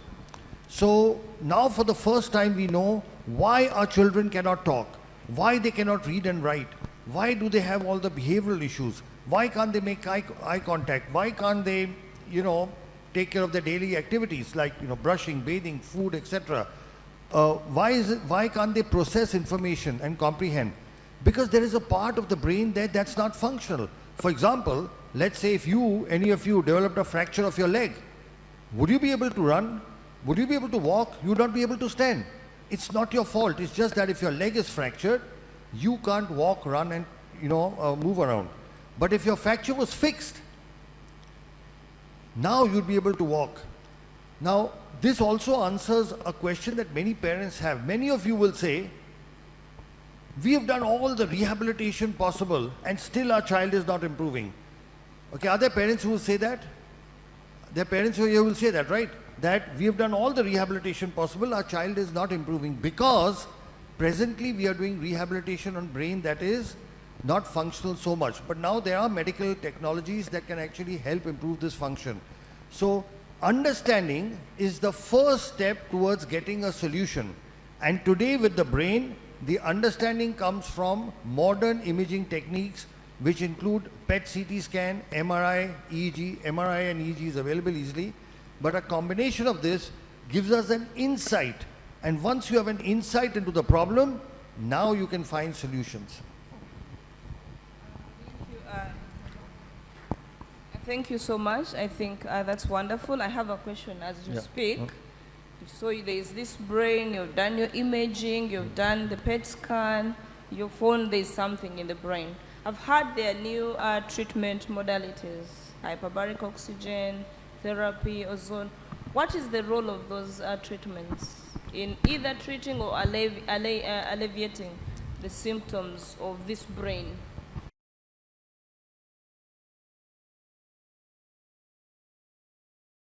So what brain imaging has shown us is there are parts of the brain of these children which have what is called hypoxic ischemic damage. That means this brain is not receiving enough oxygen. Now, if the brain is not receiving enough oxygen, then obviously one possible solution is to give it oxygen. But just giving normal oxygen does not help. What we have found and what medical science has found is you have to give oxygen under pressure. So right now, we are breathing oxygen at 1 atmospheric pressure, all of us. Okay? And when you breathe oxygen at 1 atmospheric pressure, only the red blood cells in your body carry the oxygen. In our blood, we have got red blood cells, white blood cells, and a liquid called plasma. Right now, all of us are breathing, only our red blood cells can carry oxygen. The liquid of the blood has no oxygen.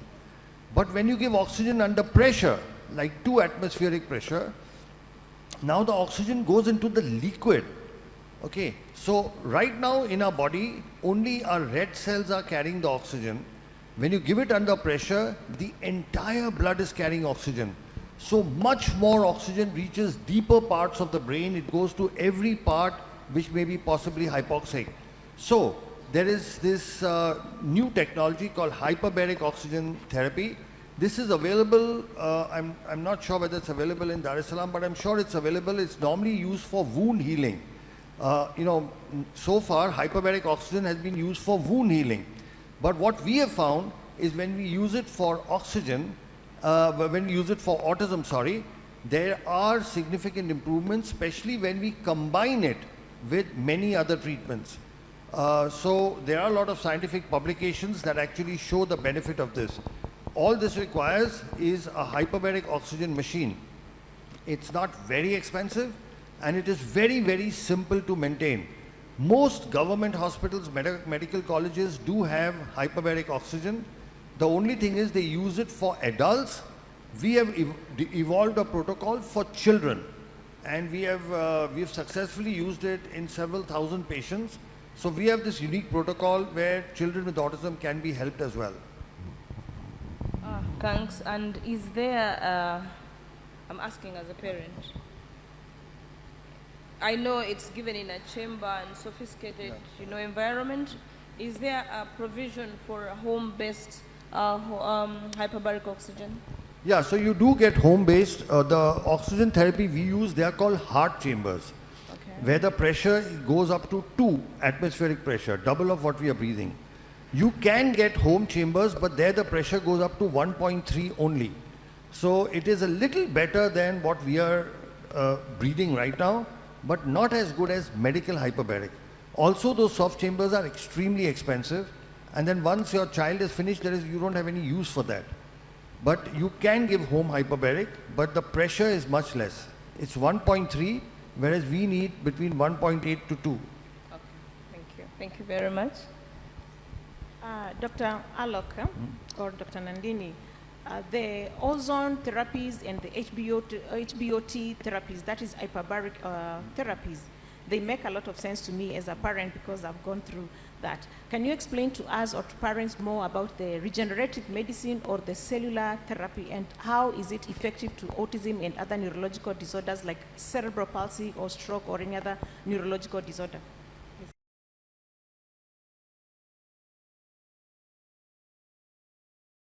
So basically, the human brain is the only organ which on its own does not regenerate. What do I mean? Suppose your skin is cut. A doctor can take a stitch and your skin joins. If your intestines are damaged, you can cut it and stitch it. You can stitch the heart, the kidney. You can fix a bone.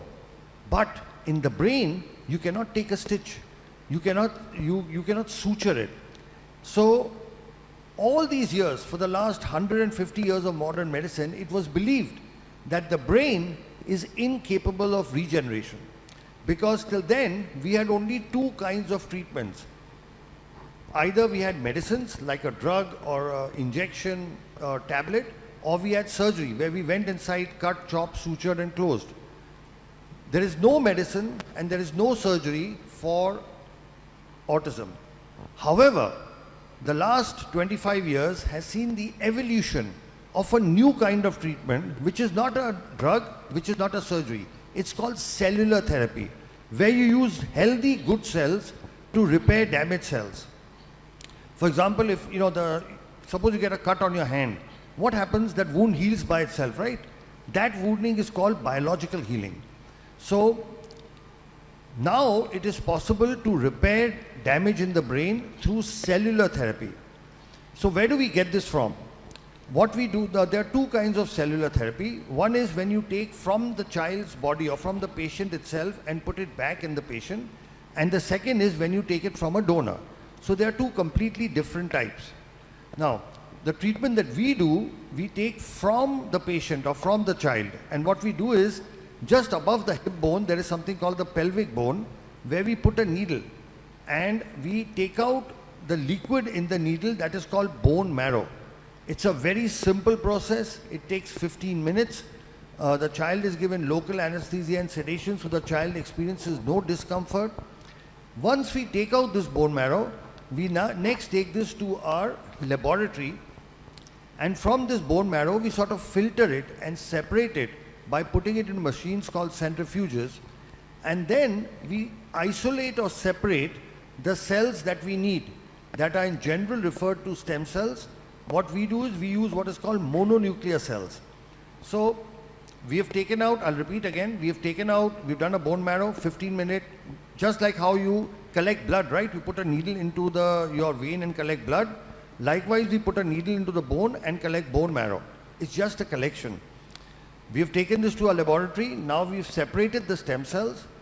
And then once the stem cells are ready, this takes about 3 hours. Then we call the child back to the operation theatre, and we make a needle puncture in the lower back Why the lower back? Because in the back, our spine has got a fluid called cerebrospinal fluid, which circulates from the back all the way to the brain. So it goes to the brain, comes down. It's a continuous circulation between the back and the brain. So when we inject the cells into the lower back, into the fluid, within minutes it goes up to the brain. Once it goes up to the brain, the damaged areas, they pull the stem cells towards it, and once the cells are taken towards it, they start the repair process. Stem cells are known to multiply, they divide, and they convert into neural cells. And we have done all this, between 1998 to 2008, for 10 years, we did work in the laboratory, and we worked with animals. And we first showed and proved that these stem cells can convert into neuron cells and that they can repair the damage. So in this whole treatment, if you can see, there are only 2 needle pricks. With one needle we take out, okay, then we separate the cells, and then with a simple needle we inject it back. And what are we injecting back in the child? The child's own good and healthy cells. There is nothing from the outside. There is no chemical. There is no any artificial thing. There is no donor cells. So we are taking good healthy cells from the child, putting it back into an area where it is needed. So it's a very simple process. Did you understand the process? I can repeat it. A simple needle into the pelvic bone, take out the bone marrow, takes about 15 minutes. Take the bone marrow liquid, take it to the laboratory, filter it, separate the stem cells, and then call the child back and inject with a very thin needle into the lower back spinal fluid from where it travels to the brain. So the beauty of this treatment is it is so simple. It can be done anywhere. It's not complicated. It's not like the major, I'm a neurosurgeon, I do brain tumor surgery, spine surgery. That's also complicated. Takes hours and hours. You go and open the skull, go into the brain, do things. It's nothing like that. 2 needle pricks is all it requires. And we are using our own good cells and putting it back in the child. So we now have a clinical experience of more than 13,000 patients. People from all across the world, more than 100 countries, actually from 102 countries have come to us. And several patients from Tanzania, several patients from Africa. And with this treatment, we are able to repair the damage, and we have proved it in 2-3 ways. One, after the treatment, the child starts improving by itself. The understanding improves, the comprehension improves, the behavior improves, the eye contact improves, they get back their speech. Several of our children are able to go to schools. Many of the kids we have treated several years ago, they have not only gone to regular schools, but they've graduated. Many of them are now doing jobs. So they become completely independent. So our kids, in a few years' time, go off the spectrum. Why? Because now we've repaired the basic damage in the brain. Once the brain damage is repaired, now they are able to integrate and get into a normal life. So that is broadly what stem cells do. Did good. I try to make it as simple as I can. Yeah. Thank you very much. Sarah? Yeah, thank you, Dr. Alok, for the detailed explanation. But I'm sure many parents here will be wondering, because we've heard a lot of things about stem cell therapy. How safe is it? And are there any risks behind it?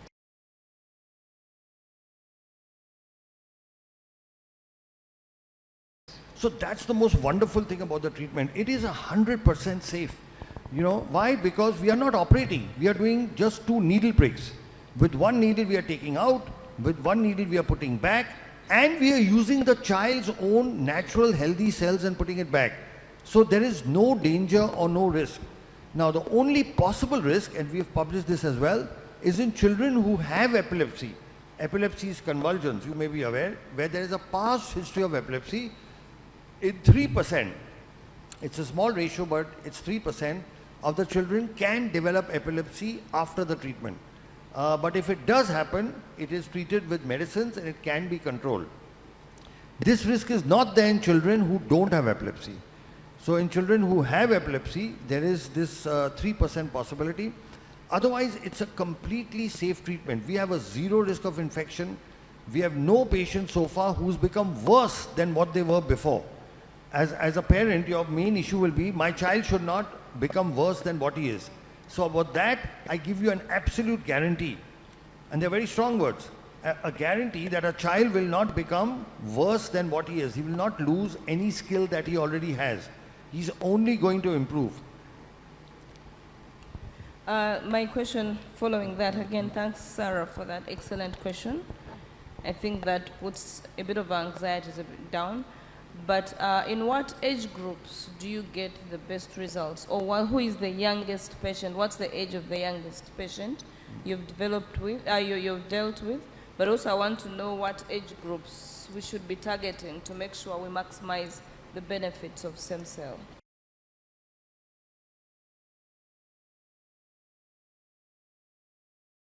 That's a very, very good question. So what our research finds is that when we treat children below 5, they have the best possible results.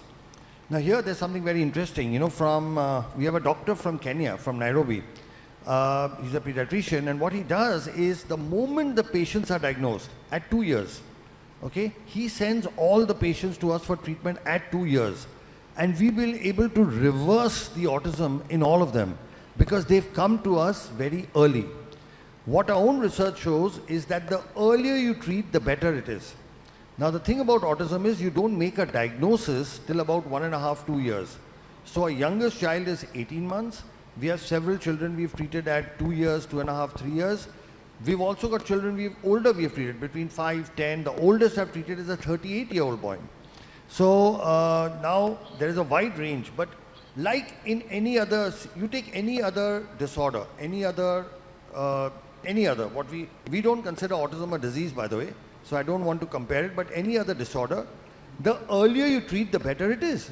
Okay, if you have diabetes and you start exercising and shift your diet, you can cure it without tablets or insulin. But if you start treating it late, then you need insulin. Right? The same thing is true of all diseases. The earlier you treat, the better results you get. And here is the problem. Everybody keeps saying to wait, you know, that wait till this treatment is more established. But the longer you wait, the lesser results you get. And the results of this doctor, this wonderful gentleman doctor from Nairobi, has clearly shown, and he's actually analyzed the data. You send children at 2 years and you can almost completely reverse the autism. Thank you.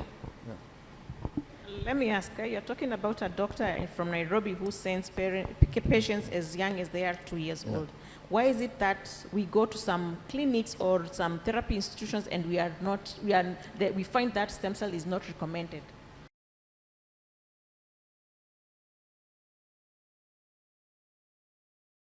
Okay, that's a very interesting question. See, I'll tell you, and I say this openly, I don't mind saying it, all of us in Asia and Africa have what I call a colonial hangover. They're very strong words. What do I mean by that? When a doctor from the Western countries, from America, England, with a tag from Harvard, Oxford, Stanford comes, all Asian and African doctors start believing in them. All right? But when work comes from Asia and Africa, we don't believe in our own people. Now, stem cell therapy has evolved in the East. So India, China, Korea, and Japan, we are the leaders. Okay? Japan and China Japan has almost 900 stem cell clinics. China has over 1,000. So these are, I'll repeat again, India, China, Korea, Japan. The Western, in this particular thing, so the world's first scientific paper on cell therapy in autism was published by us from India. The second paper came from China. The third paper came from Italy and Ukraine. And the fourth and fifth paper came from America. This is a race that India and China have the gold and the silver. The Americans don't even have the bronze. They are fourth and fifth. I'm just in a lighter way. So our own doctors don't believe in it because they say, why is it not coming from the West? Okay. So this is the fundamental problem, is because this is an Eastern-driven technology for various reasons. There are political reasons, there are religious, there are several reasons due to which it didn't develop in the West. It developed more in the East. But now the West is trying to catch up. So in America now, at various universities like the Duke University and several other centers, they've now started doing it. But they are 15 years behind us, 15 years. So once now they start doing it, trust me, your own doctors will start recommending. Once the results start coming from America, they will start believing it. There are a couple of other reasons as well. One of them is that a lot of developments in the medical world are driven by the pharma industry, big pharma. We know that. We saw what happened in COVID. It was, the big vaccine companies and all of that. Now, the treatment we do is not supported by big pharma because they have nothing to gain. In fact, they believe they have everything to lose. So the CEO of one of the biggest multinational companies told me, Dr. Sharma, you are an existential threat to us. I said, why are you saying that? He said, if you make everybody okay, who will take our medicines? Do you understand?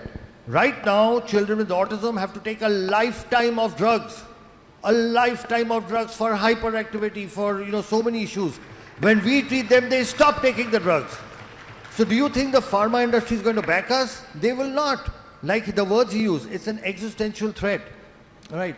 So I'm not saying they're actively opposing it, and sometimes they do actively oppose it, they do a lot of things, but it doesn't have the support.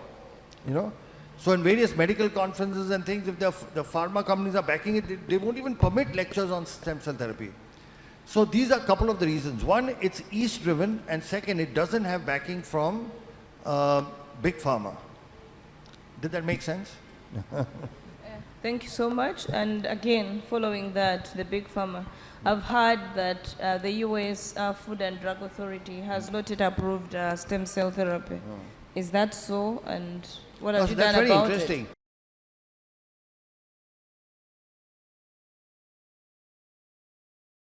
Because, like I told you, stem cell therapy has got autologous as well as things which are manufactured by companies and sold as donor.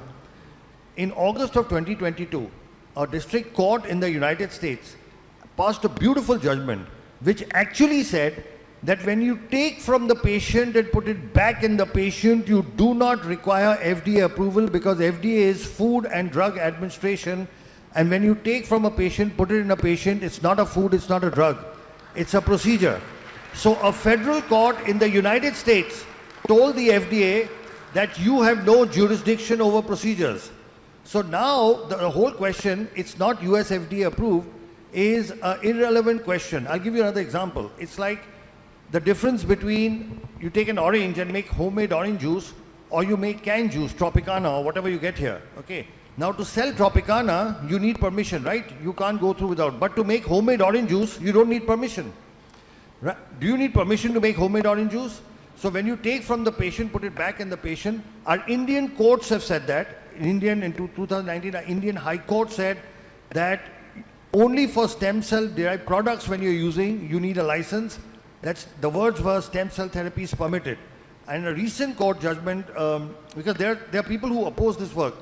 Just 1 month ago, they actually specified for autism, and the High Court of Delhi and the Chief Justice gave this judgment, said that this treatment cannot be discontinued, okay, and actually spoke of patient rights.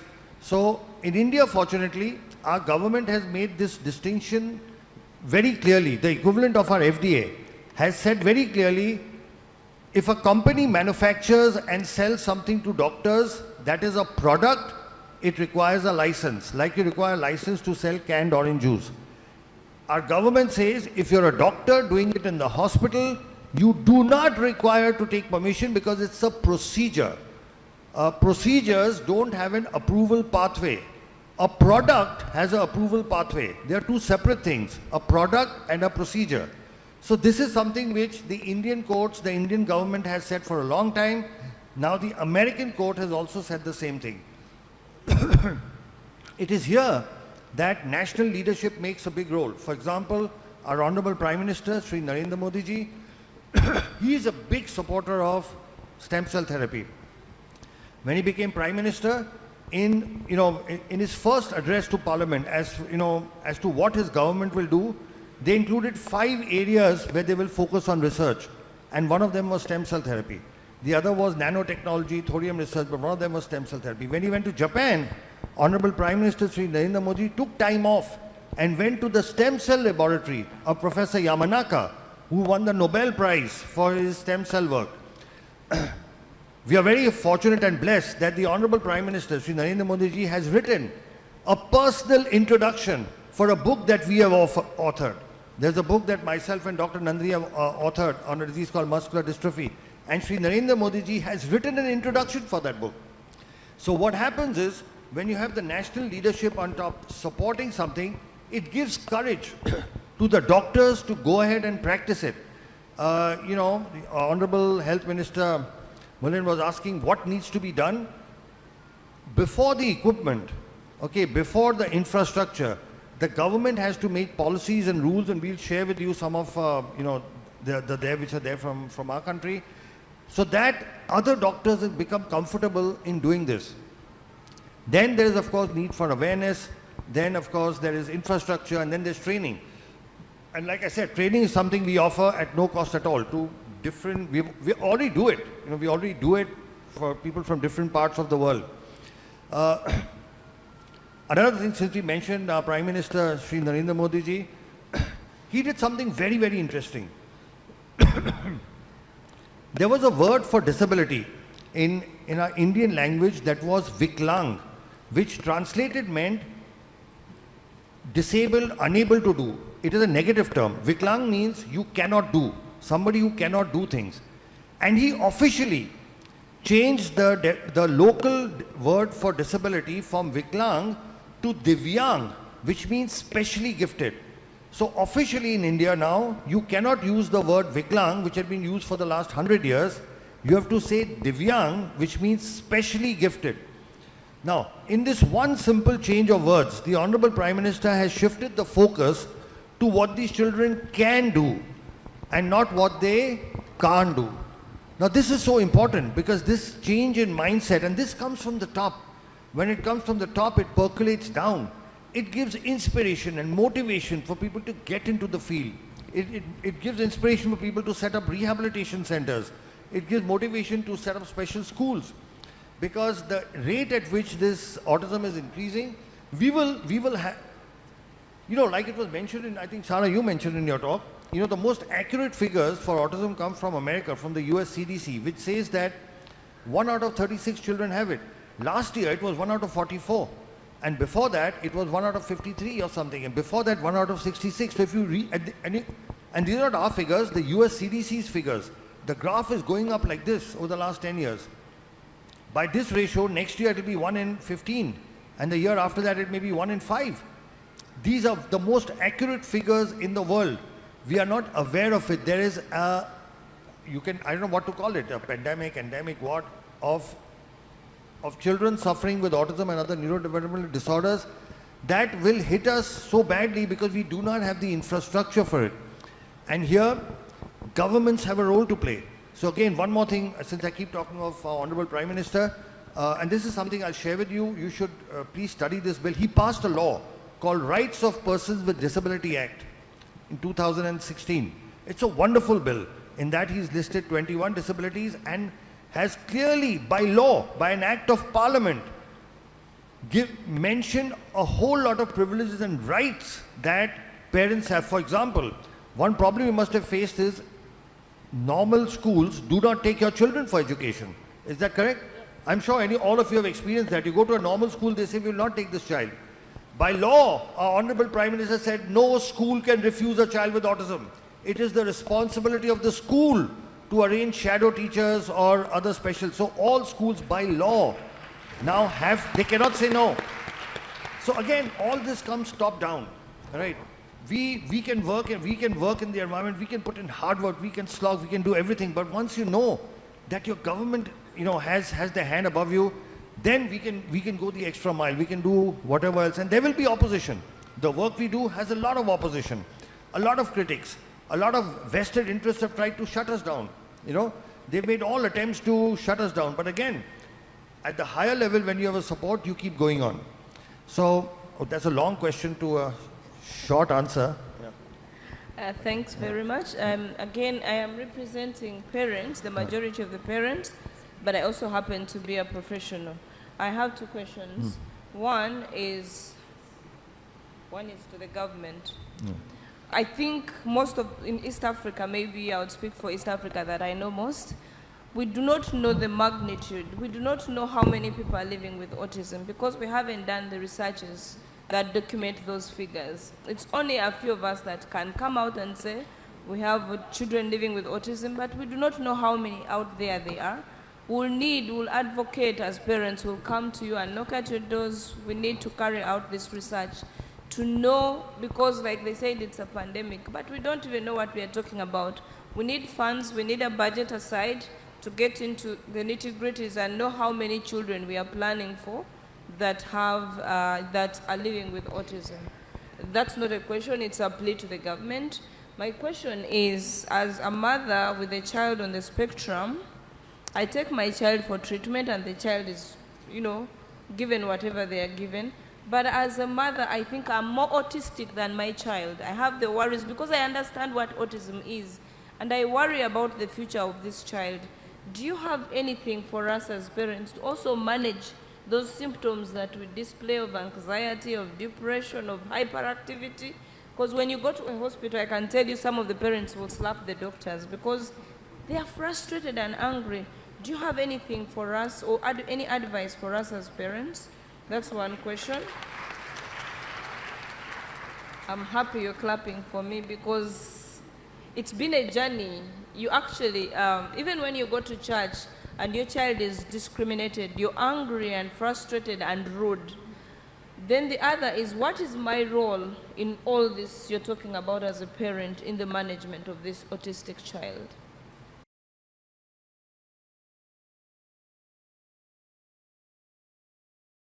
Okay, I think that's the single most important question you've asked, because you are asking, what is the power within parents? What can you do at home? And I think that's a very, very important question. So let me start with, there could be multiple answers to this, Dr. Olivia. First, I want to appreciate and thank you for coordinating this, because you are a parent as well as a doctor. That's why I think they've decided to keep you in the middle. You have parents there and doctors here. But I want to talk about several things. So first thing, there is actually research that has happened in India which has shown that every mother, especially mothers of children with special needs, go through depression, anxiety, and severe psychological upheavals. Many of them even contemplate suicide. We've had several mothers who've actually not just thought of, but attempted suicide, and not just once, 2 or 3 times. And whereas for others, they may not understand, I think as mothers, you will understand why a mother would want to commit suicide, because it's just so difficult to handle. Now, the thing about autism is it's called the silent disability because you can't see it. The children look normal, all right? They look normal, and so, but looking after them day to day takes a lot of spiritual, emotional, physical courage and efforts. Right from morning, from getting them up to getting their basic toilet and clothing, to feeding them, to taking them to rehabilitation centers, everything is such a challenge. It's not like, you can just walk across. It's like you're walking across with a haversack and 2 heavy bags. Everything is a challenge. Everything is difficult. Every single step. And I very often say, as mothers of kids with special needs, you put more emotional and spiritual energy in one day than maybe most of us don't put in a whole year, just to see one day through. So, yes, it takes a lot of energy, devotion and concentration. But one of the reasons for that, and I'll tell you the reason for that, is all of you, when you've gone to your therapists and doctors, they've told you that nothing can be done for your child. Haven't you been told that? All the doctors said nothing, you have to live with this. And what can be more depressing, what can create more anxiety or more depression or more fear and anger than being told, here's this lovely, cute, beautiful child you have. The whole world has advanced so much in science and technology. We are sending rockets to the moon and Mars. Then why can't my child be helped? Okay, so that is at the bottom of your frustration, anger, hurt and pain. And here I am to give you good news that that's no longer true. Okay, today we have medical science, medical technology that can actually reverse autism. We've treated several thousand children of that. Our work is published in scientific papers.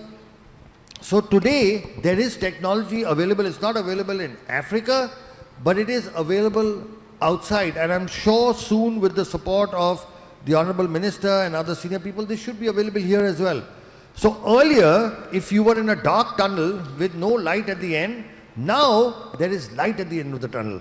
And once there is light at the end of the tunnel, a lot of your anxiety and depression goes away because now there is something you can work towards. So that's the first good news that we have to spread. The news that autism cannot be treated is a 50-year-old, 75-year-old myth which is no longer true, because we have shown, we have proven through having treated thousands of patients and our scientific publications that this is no longer true. Now, a few things I must tell you from what we have learned from, by the way, we learn much more from parents than we read from any book. So we've been doing this work for the last 15 years. We have several children who are off the spectrum, and this is what we have learned is required from parents. First thing, an unconditional acceptance of your child the way the child is. Okay, what happens is we ourselves start thinking that a child is less than, that there is a child is not adequate, there's a problem. See, suppose your child had appendicitis, or he had a stone, or he had some lung problem, or even if he had a heart problem, would you think your child is less than?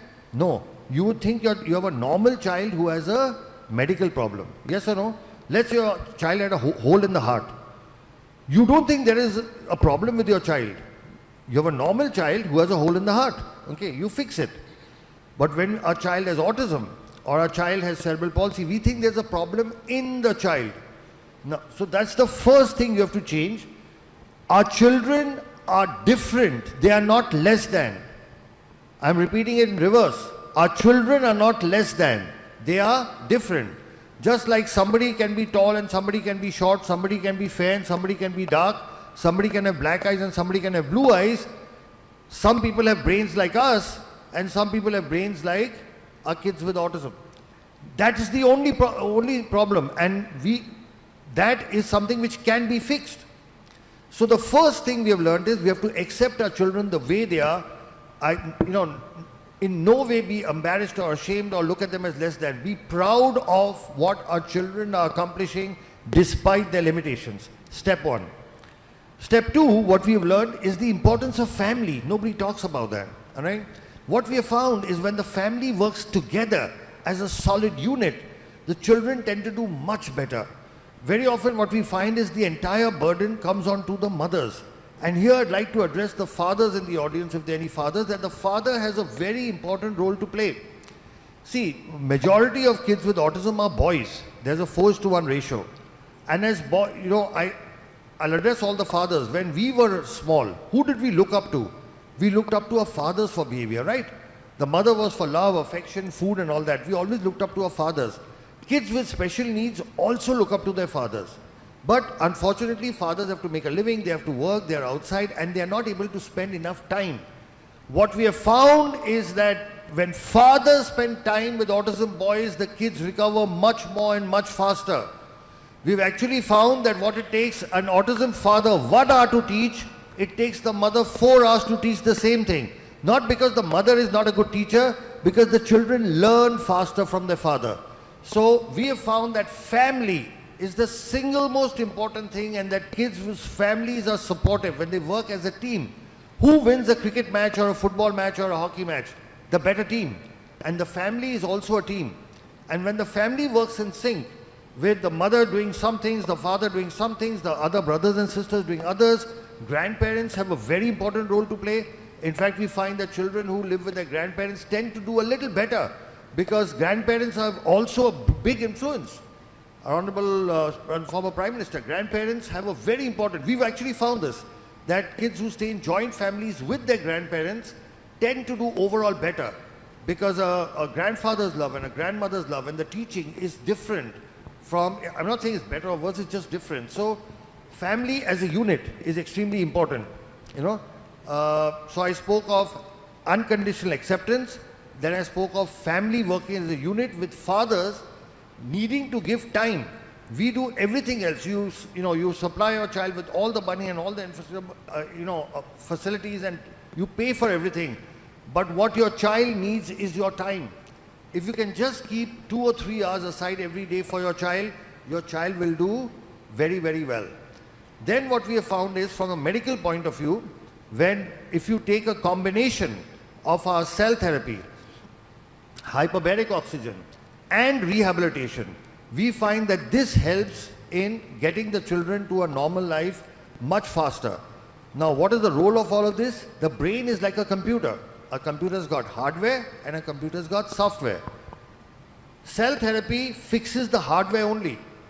Software comes from rehabilitation and software comes from the family, because that is what trains the brain. So a combination of cell therapy and oxygen therapy, which fixes the hardware, of rehabilitation and a good environment at home that fixes the software, and our children will be able to recover. So this is the next thing, the medical treatment.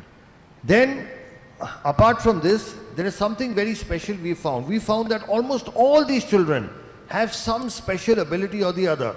Okay, but it was not seen till you did cell therapy, because now the brain was partially damaged, and so you could not see what is special. What we have found is, once we repair the damage in the brain with our cell therapy, now you can start seeing the special abilities. And we have kids who are brilliant in numbers. There are kids who are, running at the age of 11, running chemical factories. We've got, if I tell you some of the things, you'll not even believe them. We have a child who can actually read your mind after. A child who, after STEM therapy, has improved to the point that if you think of a number, the child can actually tell you what. And they are amazing ability. They're called savants. There are kids who you tell them any date in the future. Any date, you say 23rd July 2030, and they will tell you in an instant what day it is. It's Wednesday. And I don't know if you know, but Elon Musk, the world's richest man today, had autism. You can Google him. He talks about his autism. But this man changed the world. Albert Einstein had autism. Okay? But this man, and he could not read, he could not speak or read or write for very late in life. And then this man changed the world. Several of our tech geniuses, they don't have autism, but they've had difficulty in studying, learning, Bill Gates, Steve Jobs. They never graduated from college, all right? But these are people who changed the world. Leonardo da Vinci is believed to have had autism. So these are exceptionally gifted people. So the one thing that you have to do, see, you are talking about bringing your children to normal. I'm saying once you get, they do exceptional things. They do the most brilliant things. And that is proven by already. Look at Elon Musk. He talks about his autism. He doesn't hide it. He says he had this, but he changed the world. So we have to change our thinking. Instead of looking at what they can't do, we have to look at what is special about them. Like what our Honorable Prime Minister said by changing the name. He said, don't look at what they can't do. Look at what is the special gift in them. So with this combination of things, like I said, unconditional acceptance, the family working as a unit, the medically, a combination of cell therapy, hyperbaric, along with rehabilitation. And rehabilitation, like Dr. Nandini said, needs to be comprehensive. You need to be able to do all the rehab. You can't just do one. People think they go to just one specialty and my child will be okay. No. You need all the specialties together, comprehensive rehab, and then our children will be able to come out. So I hope that answered your question. Yes, so maybe, wow, this is like a ray of new hope. Yeah. I'm sure all the parents here, some of them who might have lost hope, but with everything that you've explained, it's actually truly inspirational. So my question is, you have spoken about stem cell therapy, and I'm sure in the minds of many parents, they are wondering, wow, it's expensive going to India. Before even you think about how much the operation cost, you think about even the air ticket and the flight and accommodation and everything. So is there any plan to bring this in Africa?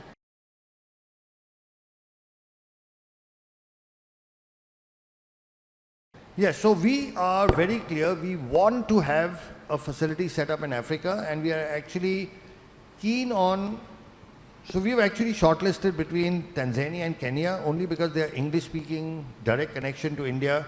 So to give you a background, for example, the government of the Bahamas actually invited us and gave us permission to start this, and we've just been there recently, and in 6 months, we are going to open a full-fledged facility in the Bahamas. This is to cater to, the facility will be in Nassau, the capital, and there we have government permission. Just like again we have a former Prime Minister with us. There we have a former Prime Minister working with us. And we have government permission. Because we have government permission, we are setting up a facility there. We are very keen on making something available in Africa itself. And we would like to have it in Eastern Africa simply because of our closer cultural connections, easy, short distance of travel, direct flights and all that. And we have people like you, mothers like you who would back it up. So yes, we want to bring this to Africa, but it's not easy. It will require, permission right from the top, from governments. It will require infrastructure. It requires resources. But this is something which you as people, because the most powerful voice on the planet is that of a mother, is that of parents. When you speak out, honorable ministers, prime ministers and presidents have to listen, because we all democracies, they represent us. So your voice is what is important, not us. We've come, we've shared our information, we can share our technology, but your voice is what is important. You have to ask for it. You have to show, show what's happening. Right now, there are so many people going from Africa outside for the treatment. It's high time Africa had its own stem cell facility, which would not be just for Tanzania or for Kenya or wherever, but for the whole continent. So people would not have to travel long distances. So we are very keen, we are willing to partner, but this is something which you people have to take the initiative. You have to, eventually it's all about people. It's your voice. Thank you very much. I think we are coming to the end of this session.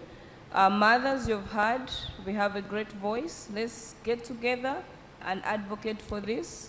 Fathers, please support us. Don't abandon us. Be with us. This is a journey that we have to walk together.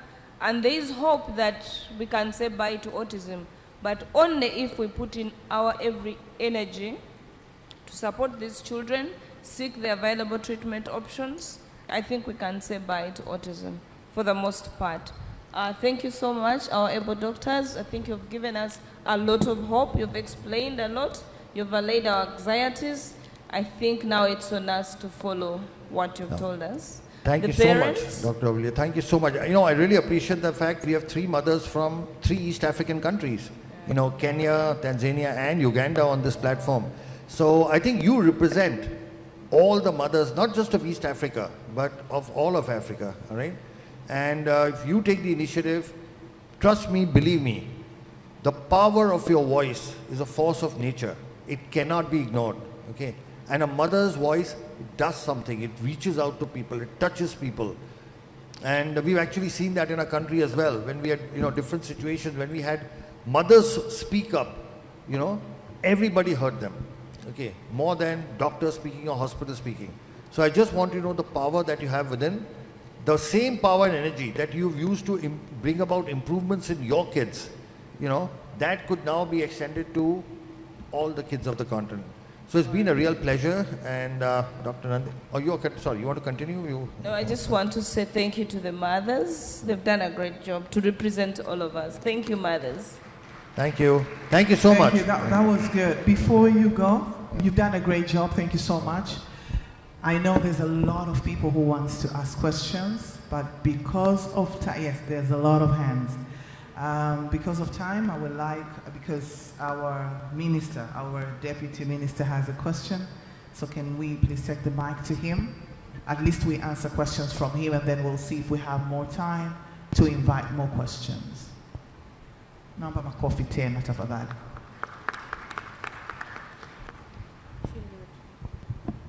Karibu sana mheshimiwa. I don't think it is a question, it's just good news perhaps.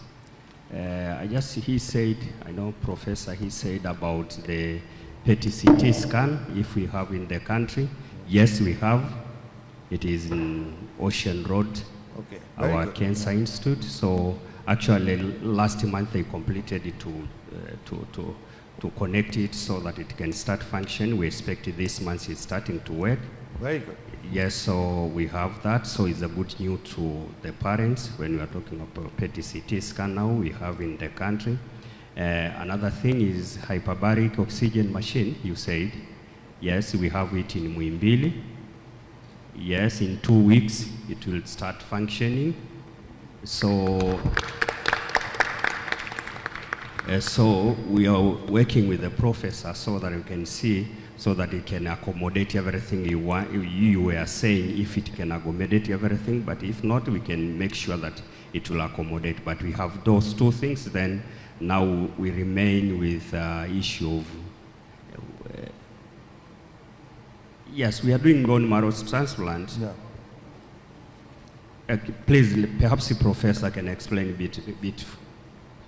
Thank you, Honorable. So just to add, to increase the insight, we are also doing bone marrow transplantation. Okay, very good. In one center, we are doing autologous bone marrow transplantation. Okay. In another center, we are doing allogenic bone marrow transplantation for children with sickle cell.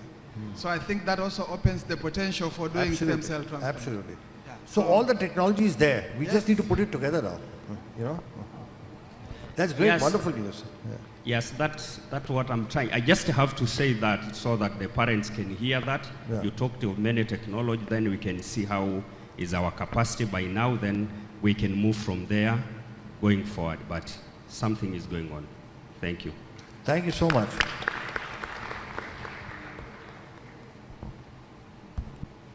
Okay, thank you so much, our dear Deputy Minister of Health, for the additions. And I would like to also, with due respect, call you, Honorable Deputy Minister, to come on stage and give these beautiful people something that we've prepared for them. So please, if you don't mind, kindly come on stage. The panel discussion was great. Thank you so much.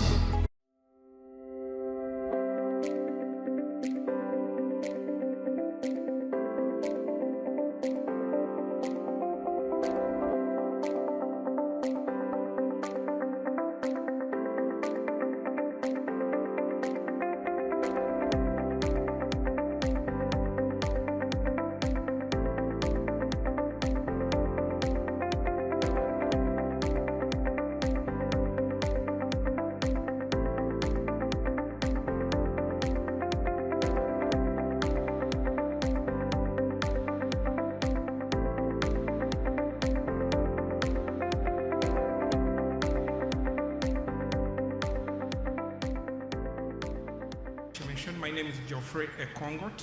I'm the chairman of Autism Society Uganda. It's an honor to be here and to play this role on the International Day of the World Disability Day. I now take the honors to welcome Tom Land. But before I welcome him, Tom Land, also known as Thomas Land, was diagnosed with autism at 13 years old. Since accepting his diagnosis, Thomas has been recognized as an author, speaker, and emerging leader in the autism community. Tom Land is the world's first Toastmasters accredited speaker with autism.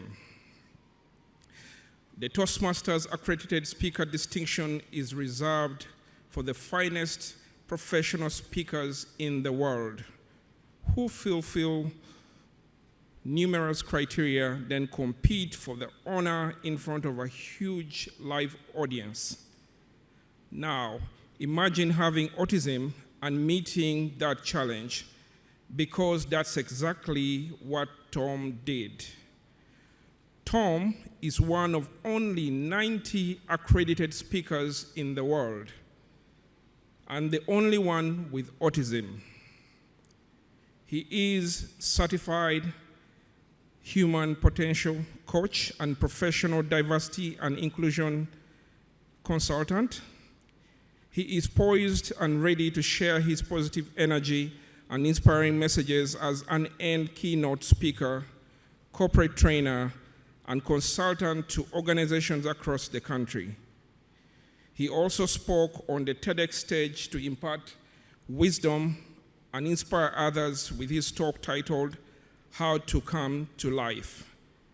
He is the author of the award-winning bestseller, Come to Life, Your Guide to Self-Discovery, and recently published his second book, My Glass is Full, Stories of Putting Mental Health First.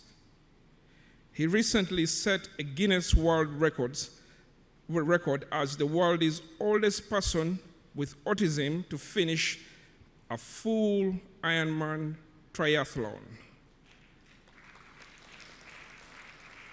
I once again welcome Tom Land to present his topic, Come to Life, Preparing for the Transition and Your Future. Mr. Tom Land, you're welcome on stage.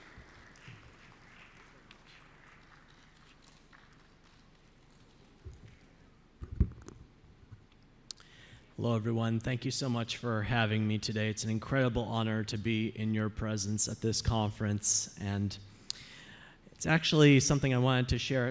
I have a bucket list, 101 things I want to do before I die, and one of them is to give a keynote at an international autism conference. So with this speech, check.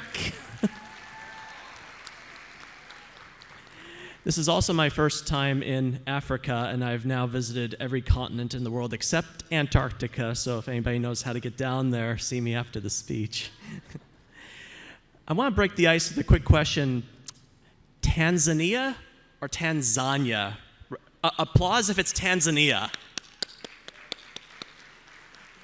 Applaud if it's Tanzania.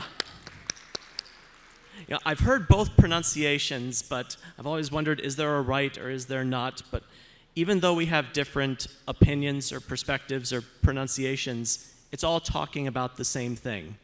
And I want to keep that in mind as I go through this presentation with you today. And may it unite us in our work. Next slide, please. So you heard a little bit about my accomplishments, and interestingly enough, when I was younger, I didn't talk for about 6 months. But by the time I started talking again, I could read, I could write, I could spell. I was like a sponge full of water, just ready to be run out. And I was ready to get a whole lot done with my life. And I've gone through a number of trials and tribulations and triumphs. But each of these accomplishments that I have has a deeper, bigger meaning to them. And I'll be sharing what those are about. And you may notice at the bottom there that you heard about my Ironman record. 6 weeks ago, I broke my own record. I did another full Ironman, so I'm a year older, and I'll be put in the Guinness Book of World Records again. And for those of you that don't know what an Ironman is, I know my metric system, 3.8 kilometers of swimming, 180 kilometers of biking, and 42.2 kilometers of running back to back to back in under 17 hours.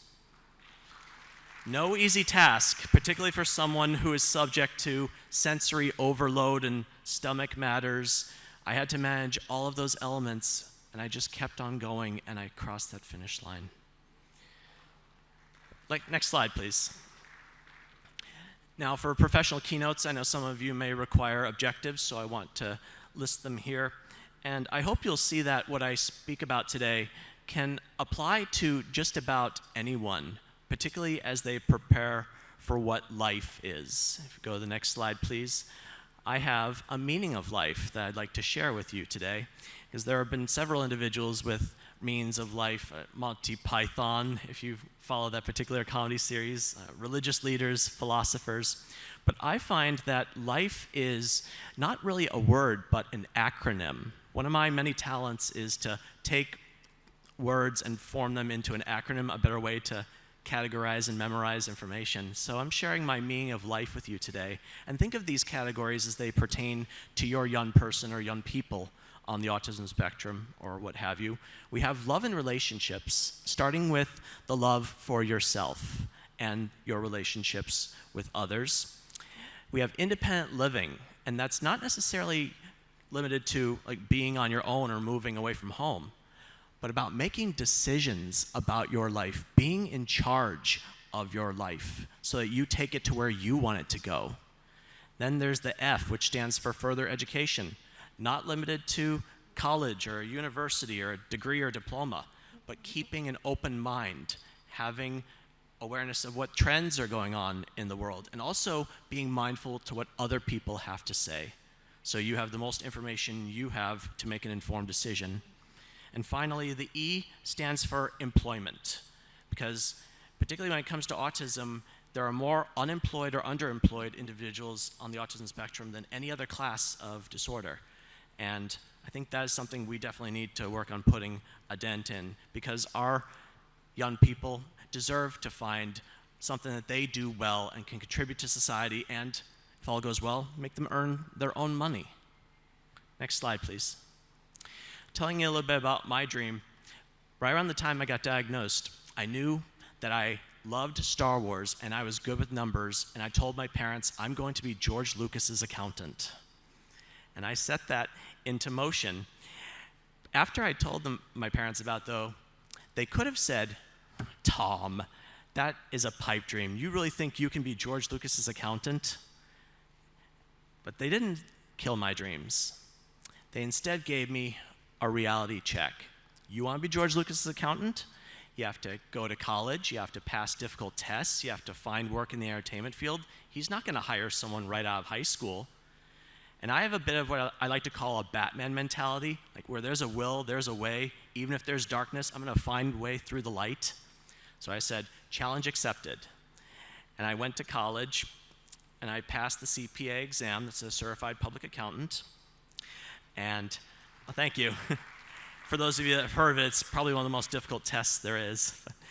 And I worked for Disney straight out of college doing property taxes. And after I left Disney, Disney would go on to acquire Lucasfilm, George Lucas's company. So the way I see it, retroactively and indirectly, I was George Lucas's accountant and felt like I'd accomplished my goal. And I had several years as an accountant, worked in a Big Four accounting firm internship, had some temp jobs, but I finally got something I was striving for, and you might want to write this down for your young people. Please write down permanent, full-time employment with benefits. Permanent, full-time employment with benefits. And if possible, gainful employment so they can make enough money and save for a rainy day. That was something I was striving for my entire career, and I finally got to that level working as a CPA in the corporate environment in the private sector. But if you go to the next slide, and I think you may have already seen it, the one with the laptop, it cost my physical, mental, and emotional health to get to that financial level. I dreaded going to a desk, sitting there all day, crunching numbers that would not matter in a few years. At the same time, I also saw and heard stories from my peers crashing and burning in life because they did not know themselves. They did not love themselves, and they were not being themselves. So 8 years ago, I decided to leave my accounting career behind completely, put in my 2 weeks notice at work, and now I give speeches, I tell stories, I do coaching, I do consulting. So I want to reach people on a personal level. And yes, let's go to the Toastmasters slide next. Because after I left accounting, I knew I had to better my public speaking. Back about 2 slides, please.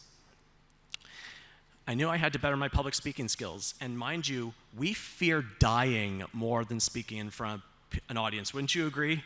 You wouldn't want to be up here right now doing this, would you? Or maybe you would, but I've found that if I can master the art of public speaking, I could probably cheat death, but at the very least, I can tell a story, do something that will resonate with you. So the Toastmasters organization has an accredited speaker program designed for those that have mastered the art of public speaking and apply it to a particular trade or line of work.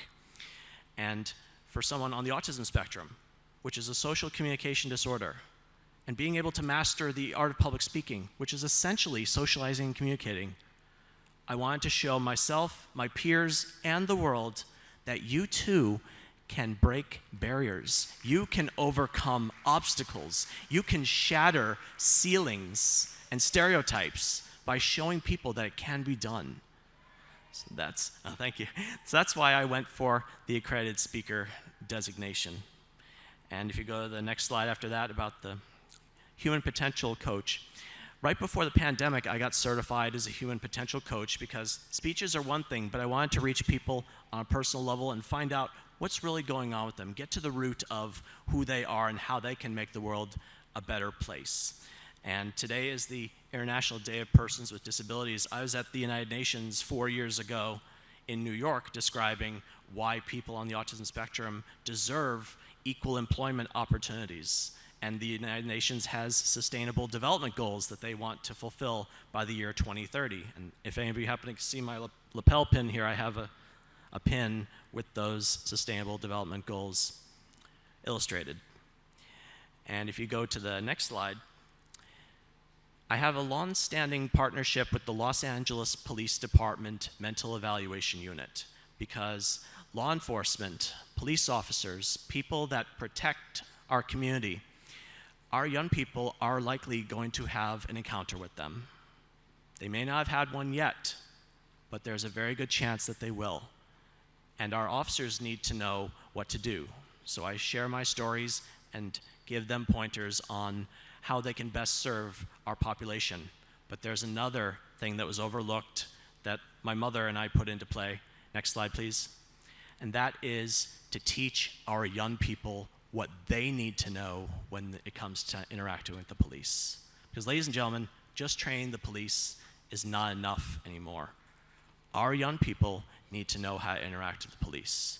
And this could mean the difference. The knowledge that they get from this movie, Be Safe, which my mother created based on stories from my own experience. Granted, I've never been arrested or imprisoned, and I'd like to keep it that way. But I've heard stories, and my mother was a consultant for families who unfortunately had a young person who wound up on the wrong side of the law.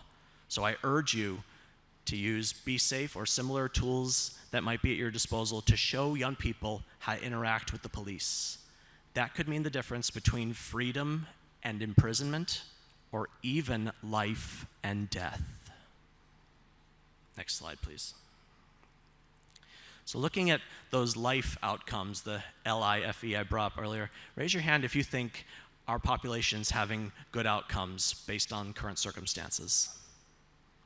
I'm not seeing many hands out there at all. And that's kind of the point, because if you go to the next slide here, particularly when it comes to becoming an adult or accepting a high school diploma, those seem to be, at least in the United States where I come from, the things that make the services amongst our young people just disappear. They fall off that cliff. They were getting services in school, but once they become a legal adult or get that high school diploma, it's like, you're on your own, goodbye, good luck. And that's not right. Because if anything, autism does not disappear when you turn 18 or get a high school diploma. If anything, adults need more services than most. They need that support. It is a lifelong condition. And we can do better to support our adults as they grow up and walk through life, figure out who they are, what they want to do, and how they can make the world a better place. Next slide, please. So how do we empower individuals with autism and improve those outcomes when it comes to life? And that brings us to the next slide, which is a book that I wrote called Come to Life. After I left accounting, my mother and I put our heads together and decided to write a book sharing my secrets to success. Because a lot of times people are lost when it comes to what's out there for them, or when they turn 18, it's like, now what? And when I started college, I had a huge realization that there were so many choices that had been made for me, like my classes were decided for me. I was now at the point where I had to be the one to make decisions. Ladies and gentlemen, life doesn't come to you. It's up to you to come to life. And that's why I named the book Come to Life. I think too many of our young people are sitting back at home waiting for some kind of miracle to just drop into their lap. You have to be the one to go out there and find what you're looking for. Pursue the success and the life that you crave. Nowadays, those go-getters are being the ones that go out there and make things happen. They are the ones that are taking charge and being the change they want to see in their lives, as Gandhi would say. So I explained to my peers, in the chapters of Come to Life, which I'll be going over with you today, how they can be their best selves. Next slide, please. Beginning with chapter 1, driving your life forward. Now, mind you, you do not have to know how to drive or operate a vehicle to drive your life forward. Wouldn't you agree? But as far as where you are in the car of life, if you will, you could be in the driver's seat, you know where you're going, you can get yourself there. Or maybe you're in the passenger side, you have an idea of where you want to go, you're telling someone else to help you get there. Or maybe you're in the back seat of the car. You don't know where you're going, may not even care where you're going, you're just along for the ride. Raise your hand if you think your young person's in the back seat right now. Okay, we've got a few people, but really what Come to Life is all about is about getting our young people out of the back seat and at least into the front so they have some say in where their life is going. That is the foundation for success. Next slide, please. Now, one of the first questions my mother asked me as we were getting this book together, she asked me, if you could tell your peers one thing, what your secrets to success are, what would it be? And I said, know yourself, love yourself, be yourself.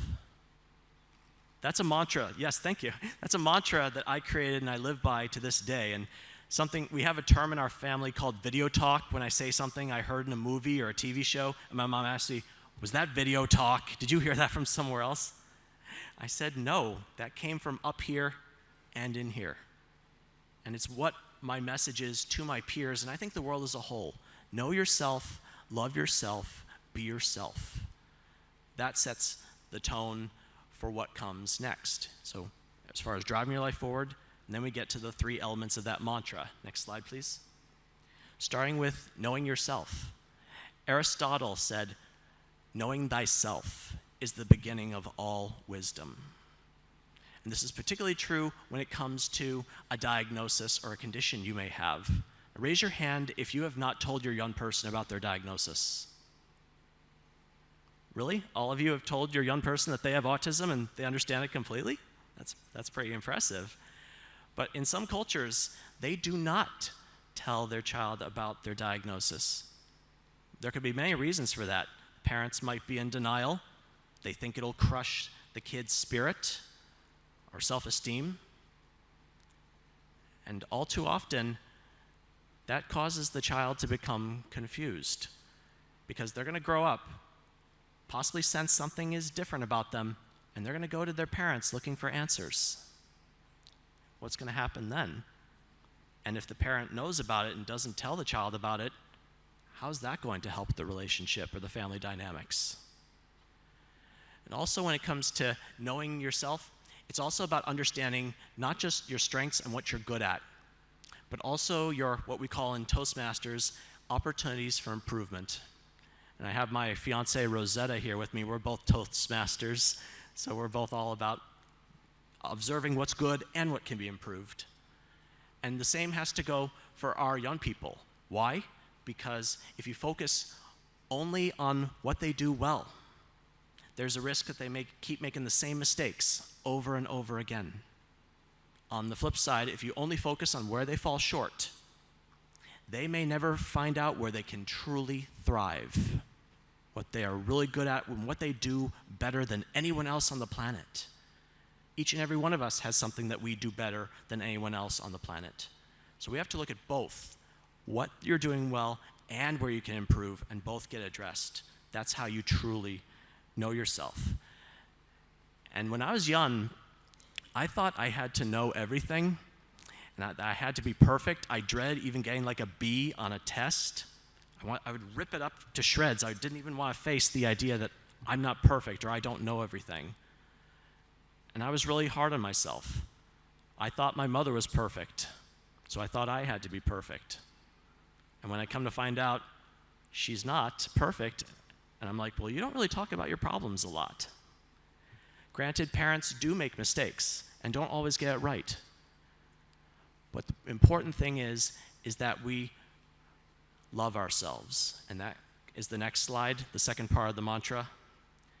Love yourself. It was RuPaul who said, if you can't love yourself, how can you love someone else? Can I get an amen on that? Yeah, that's more like it. When it comes to your diagnosis, being in denial about it or wishing that things were different, that's just time and energy wasted. And my parents did something for me that really set a tone and made a huge difference in my life. They let me know that they would love me no matter what. I didn't have to change. Yes, thank you. Because this is the life that is going to be. The question is, how is the family going to go with it? And I should note that, figuratively speaking, when there's one person with autism in the family, the entire family has autism, figuratively speaking. So on that note, are you all going to be on a unified front around your young person or people? Not take no for an answer? Find a way? I think that is needed more and more in this world. And I'm very grateful to have had a supportive and loving family that saw the potential in me, wouldn't stop fighting for me, because it helped me see that I'm worth fighting for, and I'm going to start fighting for myself. And I also had to be mindful of who I'm keeping in my life too, because family is with you more or less forever, but when it came to making friends, anybody here ever been told or had someone say to them, I'll be your friend if, or if you do something for me, I'll be your friend? Do you think that's unconditional love, or that's a real friend? And do you think our young people would question that and think, something may be up here? So we need to be mindful of the company we keep, and also see how we can give back to our community. Particularly for those that might have difficulty finding and keeping a job, community service, volunteering in nonprofit organizations. I did that for a number of years. I still do it to this day, and I make a difference. So being able to give back to your community is another part of loving yourself. And something I had to be mindful of is I grew older and had to weed out those people who maybe not were true friends or wanted me to be something different. That brings me to the third part of the mantra, if you go to the next slide, which is be yourself. It was Coco Chanel who said, beauty begins when you decide to be yourself. And this gets a little bit controversial at times, because each and every one of you, I imagine, has some kind of idea or vision as to what your young person's life might be like or look like. The question is that what the young person wants? Is that being who they truly are? Or is their authenticity being jeopardized a little bit? Because, mind you, I wanted to be an accountant. My family supported that. And everyone seems to have these suggestions about how we can be better people on the autism spectrum. But it kind of begs the question, why not just like us for who we are? Yes, we have the option to hear what you have to say, but it should be our decision on what we do with that information. And if, like me, you understand the value of input and how it can help you become your best self, there's being yourself and there's being your best self. That could make a difference too. And a lot of times, I know when I was younger, I wanted to please others. I wanted to not rock the boat. I would kind of take people at their word or think people had my best interest at hand. I was a little too trusting, and that came back to hurt me a few times. So at the end of the day, I decided I'm going to hear what people have to say, but I have the final decision. And they should be willing and able to respect that. Wouldn't you agree? So as we look at our young people and their lives, ask yourself if you're letting them live the life that they want to live. And if they don't know what that is, what kind of life they want to live, maybe they need more guidance on what that is and what kind of options are available to them. Which brings us to the next chapter in Come to Life. Next slide. Finding your niche, or niche, depending on your pronunciation preference. Because a niche is a little hole in the wall where a piece of art or statue fits right in.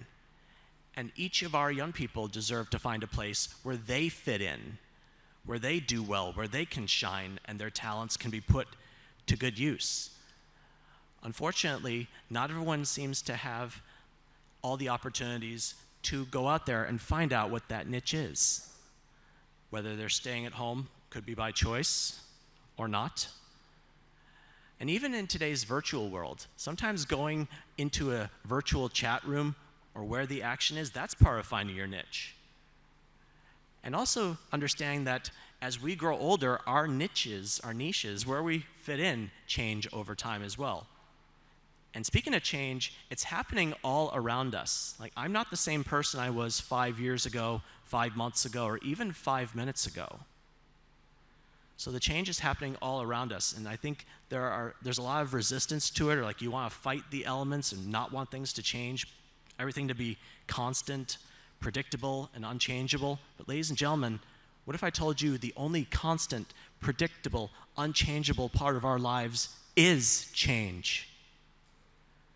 That is what's going to be happening whether you choose to accept it or not. So with that being said, finding a way to let change or make change work in your favor. Find ways to adapt, change, evolve, grow, and see where that can take you. Let's go to the next slide, chapter 6. Find your voice. Find your voice, and more importantly, use your voice. Wouldn't you agree? You could find your voice, but if you're not using it, not doing its purpose, right? As I mentioned earlier, accepting that you must be the change you want to see in your life. Now, by a show of hands, in meetings such as IEPs that you may have with your young person, raise your hand if your young person is not present at these meetings about their future. Okay, so a few of you may not have your young person present at meetings about their future. Well, getting back to that car example, not having them present at the meeting, that's like them not even being in the car at all. Wouldn't you agree? It's like taking them, getting them out of the seat that they're in, leaving them on the side of the road, and you driving off without them. And they may or may not have the tools to call an Uber or follow you or catch up or call for help. It's like leaving them in the dust. And parents, you are your child's voice now. Who's going to be your child's voice after you die? A family member? An elected representative? How about the young person themselves? And I want to really make sure that even those who may not or have difficulty speaking, they can still find a way to communicate. Just because someone isn't speaking doesn't mean they don't have something to say. Do you agree? Let's go to the next slide. Now, when it comes to speaking and reading, my mother wrote a book about reading comprehension called Drawing a Blank. This is available on Amazon, and I want to encourage you to have a look at it as far as in connection with further education.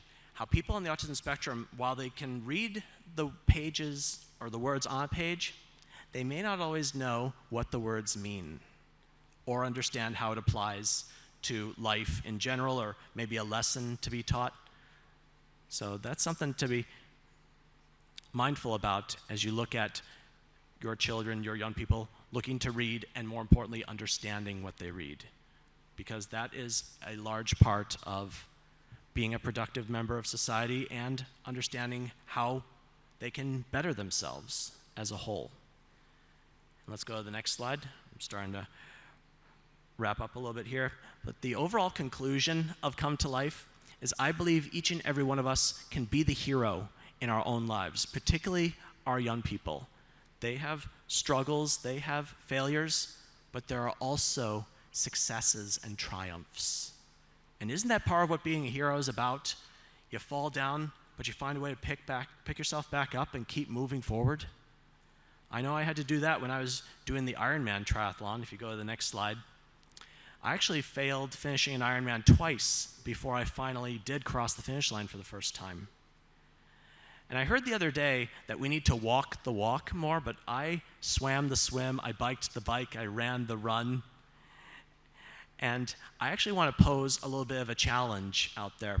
See, I'm going to be 40 years old next Thursday. 40 on the 14th.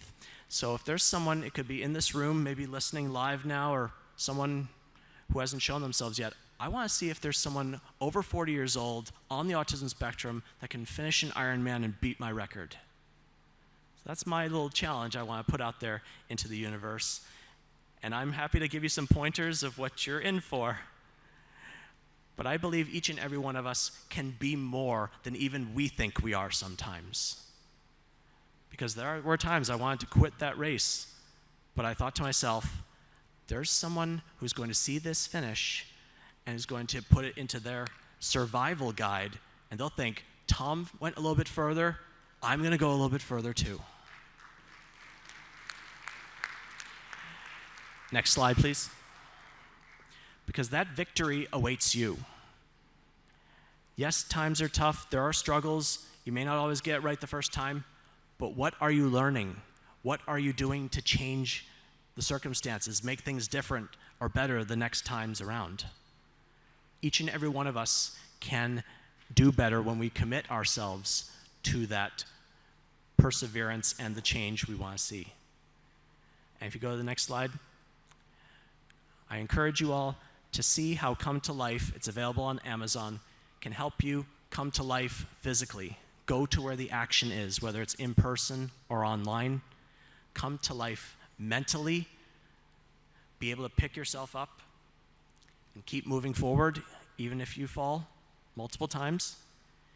Come to life emotionally. Take charge of your happiness and well-being rather than leave it in someone else's hands. And come to life spiritually. Not so much in the religious sense, but giving yourself to a cause or an ideal bigger and greater than yourself. That will help make the world a better place. Raise your hand if you want this for your young people coming to life, physically, mentally, emotionally, spiritually. That's what I like to see, all those hands.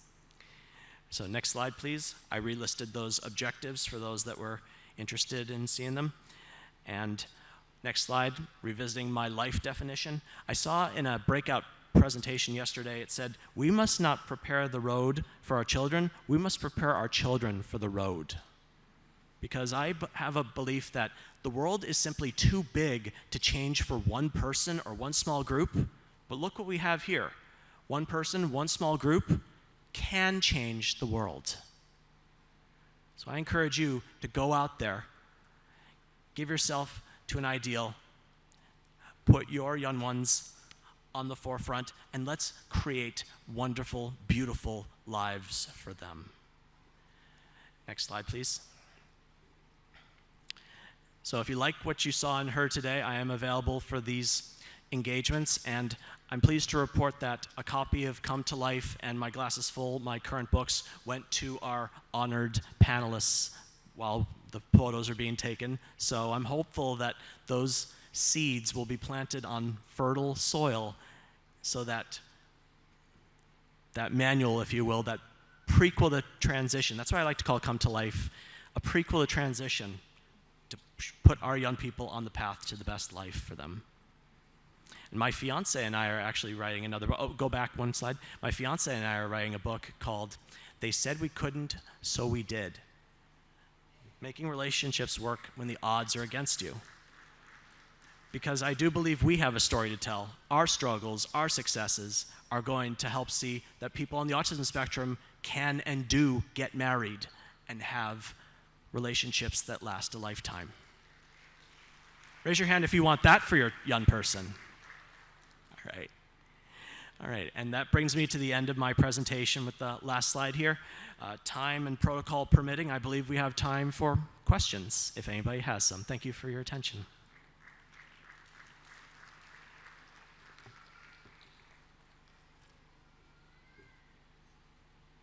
No, I answered everything. You guys are good? I'm getting the signal not right now, and I'm kind of hungry. How about all you? I think it's going to be time for lunch. Thank you all so much. You've been a wonderful audience.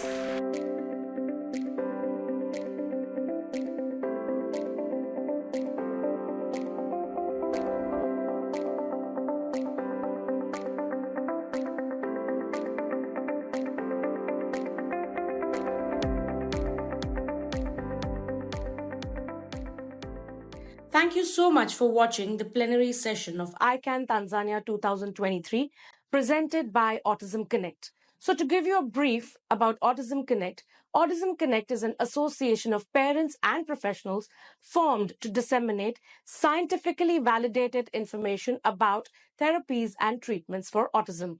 To know more about autism, you can log on to our website, which is www.autismconnect.com.